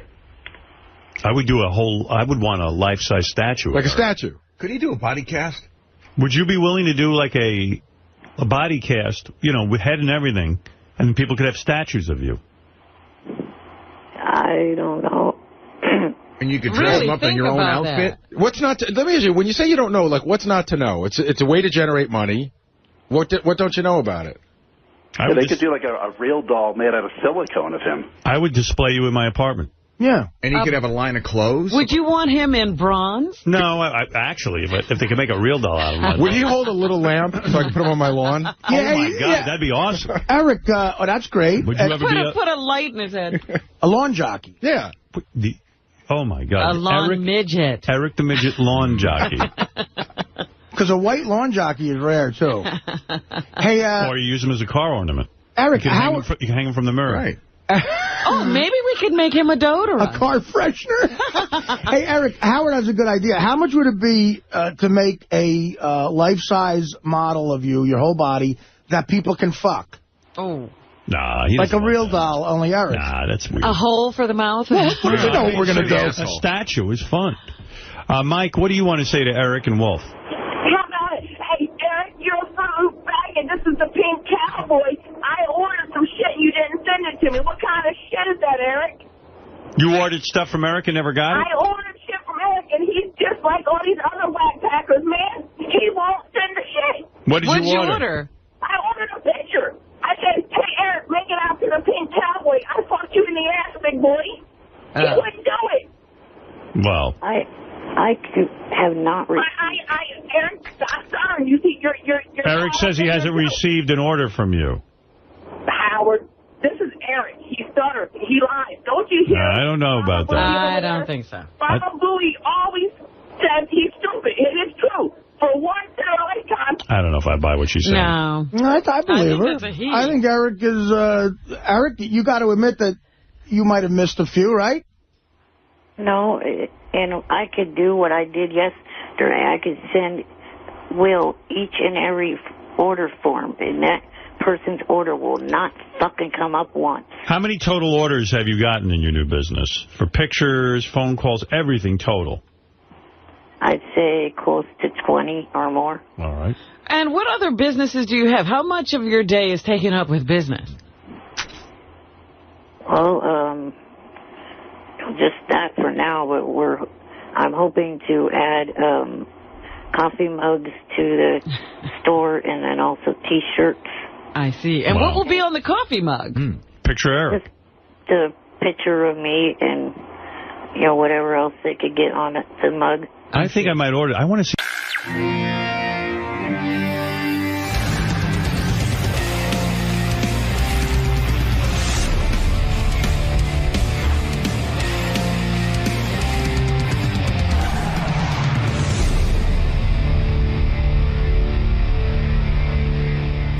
Yes, Dan, you're on the air in Long Island. Hey, Howard, what's up? Hey. Howard, how long do you think you're going to be in AGT? Is it just one season, or is it going to be do you have a multi-year? I have no idea. I've enjoyed doing this season. The one aspect I don't like is the travel. I now have to go to Vegas next week, and that's fine, but I don't. Listen, it's fine, but it's a big schedule, and also then they moved the show to New York for me, and where are they sticking in fucking Newark? I mean, if I had known that up front, I don't think I would have done the deal. They might as well live it in California. Yeah, I think I could get there faster. The whole idea of shooting the show in New York was that I've got a morning radio show I got to get to. Newark's an hour away if I'm lucky with traffic. I don't know what they're doing, but they're very nice people. They treat me wonderfully. I've got no complaints. But as far as another season, I don't know. I mean, we'll see. Well, if America likes it, then we'll decide. Yeah, it hasn't happened yet. It hasn't even happened. So. Well, I usually don't watch those, Howard, but I'm looking forward to it. And thanks for me anyway. 15 years of great radio. All right, Dan. Thank you. Thank you. You bet. Bye. All right. What was about the other 15? Well, he's only been listening for 15, I'm assuming, or we had 15 shitty years. And, I hope that's what he I'm doing this so long. Took Will Murray an hour and a half to get out of Newark after a Nets game last week. Can you imagine me? I finished that taping at 10 o'clock. And you're not going to be the first to get to leave. No, I gotta. By the time I get out of there, what Will? It was one of the most frustrating experiences of my life. I mean, they think... And you're, like, in the same place that he's going to be, right? I wanted... Yeah, right there. There is such a great studio in Brooklyn. Yeah. Right over the bridge. In Brooklyn, they got this place called the Ship something, I don't know. It's that shipyard. The shipyard. Something. They got these big, Ship luscious terminal. studios there. They could have built the AGT studios. And you'd be home in 20 minutes.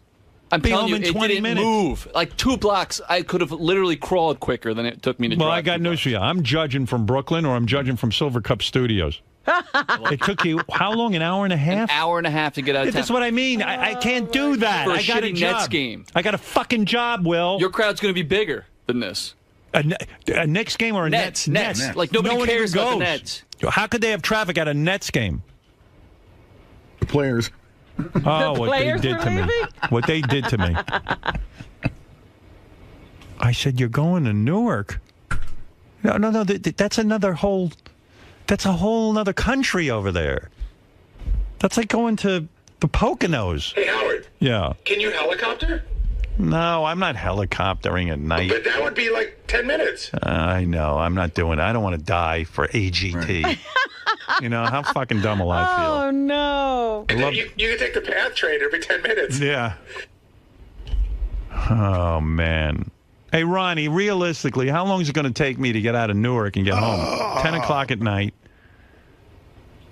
10:30, 11:30. I won't be in bed till noon. Until What midnight. time does the show end? Ronnie, seriously, give it to me. Give me the straight fucking answer. It's hard to say, depending if they're doing any kind of construction at night. At the My luck, tunnel they'll be or doing whatever. plenty, yeah. Without if there's no traffic at 10 o'clock at night, it should take 45 minutes. But When is there no traffic? yeah, it should take 45 minutes. But it'll be an hour. Going there at least. That's what that's going to That'll be a big problem. Yeah. Yeah, and then I'll have to leave 2 hours early because you'll say, well, what if there's traffic? Yeah, well, they'll probably want you if it's an 8 o'clock. You tape it's live at 8 o'clock. They're probably going to want you there at 6, right, for makeup course. and hair and all that. Well, that's right. So in you're the going to be middle leaving of right in the middle of rush Yeah. hour. Yeah. I want to hang myself. I was talking to Will. He was just talking about it. He said it took him forever to get to Prudential, Yeah, I know. which is right near this other thing. I have to leave now for July. I mean, you know where you run? I'm sorry. You know where you run into trouble, and I don't know why. This is either George Washington or the Lincoln Tunnel. Sometimes at 10 o'clock at night, for no good reason. Right, traffic. Oh, Because no. of All construction. all of the easy pass lanes are not open. Not only that, they close a tube also. Yeah, they'll just close a tube. Like I've been at the George Washington Bridge at 11 o'clock on a Thursday night, and for some reason there's not enough lanes open. Just they don't. I don't know whether they want to hire more All people. I know is I had discussions with these guys. They were talking about Silver Cup, which is 10 minutes away. Right. Or the place in Brooklyn, which was about 15 minutes away. 20, right? And How what long to get to happened? that Brooklyn joint? It depends, 15, 20 minutes. Right. And to get back at night, it would be a breeze. Right. At that hour of the night. That's what they were talking about. Then, what happened? Who the hell knows, Robin? You're a newswoman. Please find out. Well, those are two perfectly viable places. Where One of them was- They said they couldn't get the place in Brooklyn. It was way more money. Something with sound, one was booked. something It's so soundproofing or something. It's so crazy because, first of all, the mayor of New York City, Mayor Bloomberg, loves to bring business into New York. He would have talked to them. Yeah, they didn't try everything they could. I think they were in a rush. Oh. You want to try to book the mayor on the show? No, it's too late. Yeah, We're they've going to already Newark. set up. And I got nothing against Newark because it's just damn far away. It's too far. Oh. What am I going to do? I don't know, man. You're going to sit in traffic. That's what you're Yeah, well, what am I going to do? Yeah, I got a radio show to do. And it's two nights There's a week? no reason. There's no reason to stay there. It's stupid. Yeah, but you got to be there in the morning. Right. You know, Is it you gotta 2 be nights here. a week? Well, Like you have a live show and a results show? there's a Tuesday night show and a Wednesday night Tuesday show. So night's Wednesday 2 night's hours. no problem. It's the Tuesday It's night. the Tuesday night It's from 8 to you're 10. concerned about. 8 to 10 o'clock. If I'm lucky, I'll get home by midnight. 8 to 10? Yeah. Yeah, 8 to 10. Wow. And we're up at 4 in the morning, so I'm gonna be wide awake And for that. the Wednesday night show is what, 9 to 10, right? Yeah, it's always 10 o'clock that we get out. Well, yeah, but Wednesday you don't have to get up the next day. Right? Yeah, that's cool. Yeah, but you're still going to be fried because you got to be doing a radio show Wednesday morning. I know. You know. After having a late night Tuesday night. Right. Yeah, so I'm not too psyched about that. Maybe you'll get used to it. Yeah, Ronnie, you got to figure out a way to first. We have to have a police escort. That's all. I remember when we did the pay-per-view thing there a long time ago. Yeah. The Newark cops were really cool. Yeah. If you remember, they got us out in like 5 minutes. Did they? Yeah, maybe they can figure something so out. I'm going to try and make some connections. We got time. I'm going to try and great. see what I can work out. Well, all right. Get on that, Ronnie. Maybe you'll like working in Newark if they're... Ronnie, buy an ambulance, and then let's try Well, it that's out. what I was thinking, that maybe you could buy something with a bed in it, and you could just sleep. Can you imagine? Yeah, an ambulance. Ronnie could carry me out with another guy on a stretcher. Yeah, because it's going to be 2 hours getting back from Newark. Oh, my God. Yeah, just leave me in the stretcher. And then, when I get home at midnight... you're going to be Yeah, I'm going to be right in bed. Yeah, sure. Sal and Richard went out on the street asking people about Dick Clark, and then, they were trying to make a joke about, do you miss Dick? Do you love Dick? And all that kind of stuff. Right. Yeah, I know. Well, that's why they get paid the big money.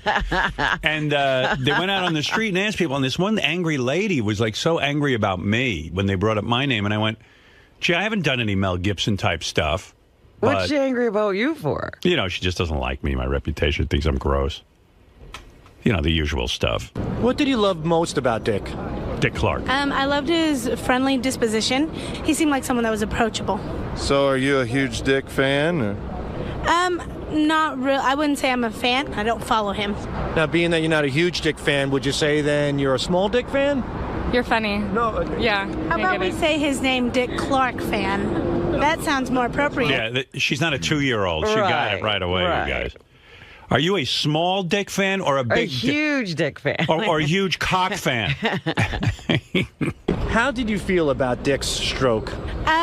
I personally feel that the way the questions are being asked, how did we feel about the incident that happened to Mr. Clark? Do you think Howard Stern would be a great replacement for Dick on New Year's Rockin' Eve? Pardon my French, but hell no. That man's insane. The man's just psycho. Have you heard him?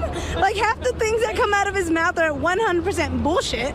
Second along, perverse and bullshit? What does she mean by She doesn't listen. disgusting, and America's already corrupt. Do we really need to hear someone that's even more corrupt listening to them babble on public radio? Hell, if someone wants to hear someone babble on, put me on public radio. I'll babble on for hours without putting all the corruption in America like that man does. I will honestly say I'm probably a much better entertainer than Howard Stern. Wow. Well, then go prove it. Why isn't she... On the radio. Yeah. Go get millions of fans. He's grotesque. He's vile. He's just inconsiderate. He All I know is I'm listening to this rant. I'm ready to turn it off. doesn't have any emotion in him either. Everything that he just says words. He doesn't really have a meaning behind it. And I'm like, you're not really an educated person. You just got a mouth and you use it.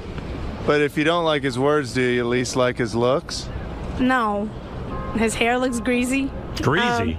His forehead's funny. Do you realize Howard is a host on America's Got Talent? I like that Richard and Sal don't even know that I'm You're a judge, not the host. Do you like the Howard's at least a host on America's Got Talent? Why? He doesn't have talent. If America has talent, then why is he the one judging the talent? I don't believe in watching TV unless it's something funny, and that's not funny to me. What's the difference between Howard Stern and Dick Clark? Dick Clark was a wonderful entertainer, whereas Howard Stern was flat-out Dick. I never think of Dick Clark as an entertainer. This woman is just trying to put you down in every way she can. You know, the only guy I read, like Dick Clark, yeah, I know. Dick Clark died, and, you know, someone called me from some newspaper asking me for a quote, and I was like, yeah, Dick was on my show many, many times, and he was always gracious and lovely, and we had a good time with him. I mean, what am I going to say? I don't really know the guy. But I liked him personally when he came on the show. It was a lot of fun. Sure. You know, he used to call in all the time. I don't think he ever... He always called in with these strange things he was promoting. Every once in a while it was like something like the American Music Awards, but sometimes it'd be like one of those... vacation properties in Vegas or, you know, some kind of new battery. I was like, what in the world is he doing? Yeah, I mean, amazingly, he was into everything. But the only guy I saw who wrote, I think, a fair assessment, and it was somewhat negative, was Bob Lefsetz, that guy, that email newsletter I get. Because, you know, one of the things I used to talk about is that Dick Clark really wasn't so beloved by the rock and roll community. No. Musicians did not love Dick Clark. You know, I've been reading a lot of horseshit comments about how Dick's going to be missed and all this stuff. Well, there was a lot of what he did for rock and roll. Yeah, and I remember, I think it was George Harrison. I'm not sure exactly. But I remember reading there were a bunch of musicians who were very upset with Dick Clark because what he would do is he'd take all their music from American Bandstand and sell it. He'd make them sign a weird release where he could somehow own their music. Well, whatever that performance was, he owned it. Yeah. Yeah, he owned that performance, and then when George Harrison said to him, "Don't you think the artist should get some piece of that?" and Dick was kind of like, "I don't think so, pal." So the rap among some musicians, not all musicians, but the rap among some musicians was that Dick Clark made his empire off of their hide, which wouldn't be the first time that a business executive figured out how to take creative people and fuck them over. But Dick was an entertainer in the sense that he was an excellent game show host, and he made people feel good. He was a good host. I mean, I enjoyed him when he was on our show. Yeah, and bloopers, bleeps, and blunders. He started that whole thing, and He caught on to the award show craze and created a couple of those. He was an entrepreneur. You know, he was a guy who understood what people liked, and I will miss him. I like Dick Clark a lot. I thought at the end that him doing the New Year's Rockin' Eve after his stroke was, and I think Bob put this in his column. I'm not sure if it was him or not, but someone did. It was like unbelievable narcissism. It was like enough, you know, like you really don't need to be on TV. Do you realize even before, you know, we talked about that it looked like he had plastic surgery. Yeah. And a couple of days before he died, he had surgery on his eyes, you know, like he was going to keep going. Did he really have surgery on his eyes a couple of days before he died? And he was supposed to go in for another one the day after he died. He wanted plastic surgery so he'd look younger. No, it wasn't. I think it was cataract surgery or something like that. But, you know, this guy was... Well, that makes sense. Down for the count. Oh, I thought you meant he had, like, you know, surgery to make himself look younger or something. No, but he had plastic surgery. Yeah. That was obvious from the last appearance on he loved New being Year's on Rockin' camera. Eve. He loved being on camera. But, you know, for me, Dick Clark represented a type of broadcasting I was never really happy with. But as I've gotten older, I understand, you know, there's a place for all of that. You know, not everyone has to be outrageous. Not everyone has to be the maniac that I am. You know what I mean? Like, he did a fine job of going on and doing his thing. Kind of like Ryan Seacrest. You know, everyone says, oh, well, Ryan Seacrest is the heir apparent to Dick Clark. And, you know, I don't know about that. I mean, what has Ryan Seacrest done except host American Idol? And he does have a radio show. He does now produces some TV shows. Yeah, he produces some TV shows. I know he wants to be Dick Clark, and maybe he will be. I don't know. And he hosted New Year's Rockin' Eve.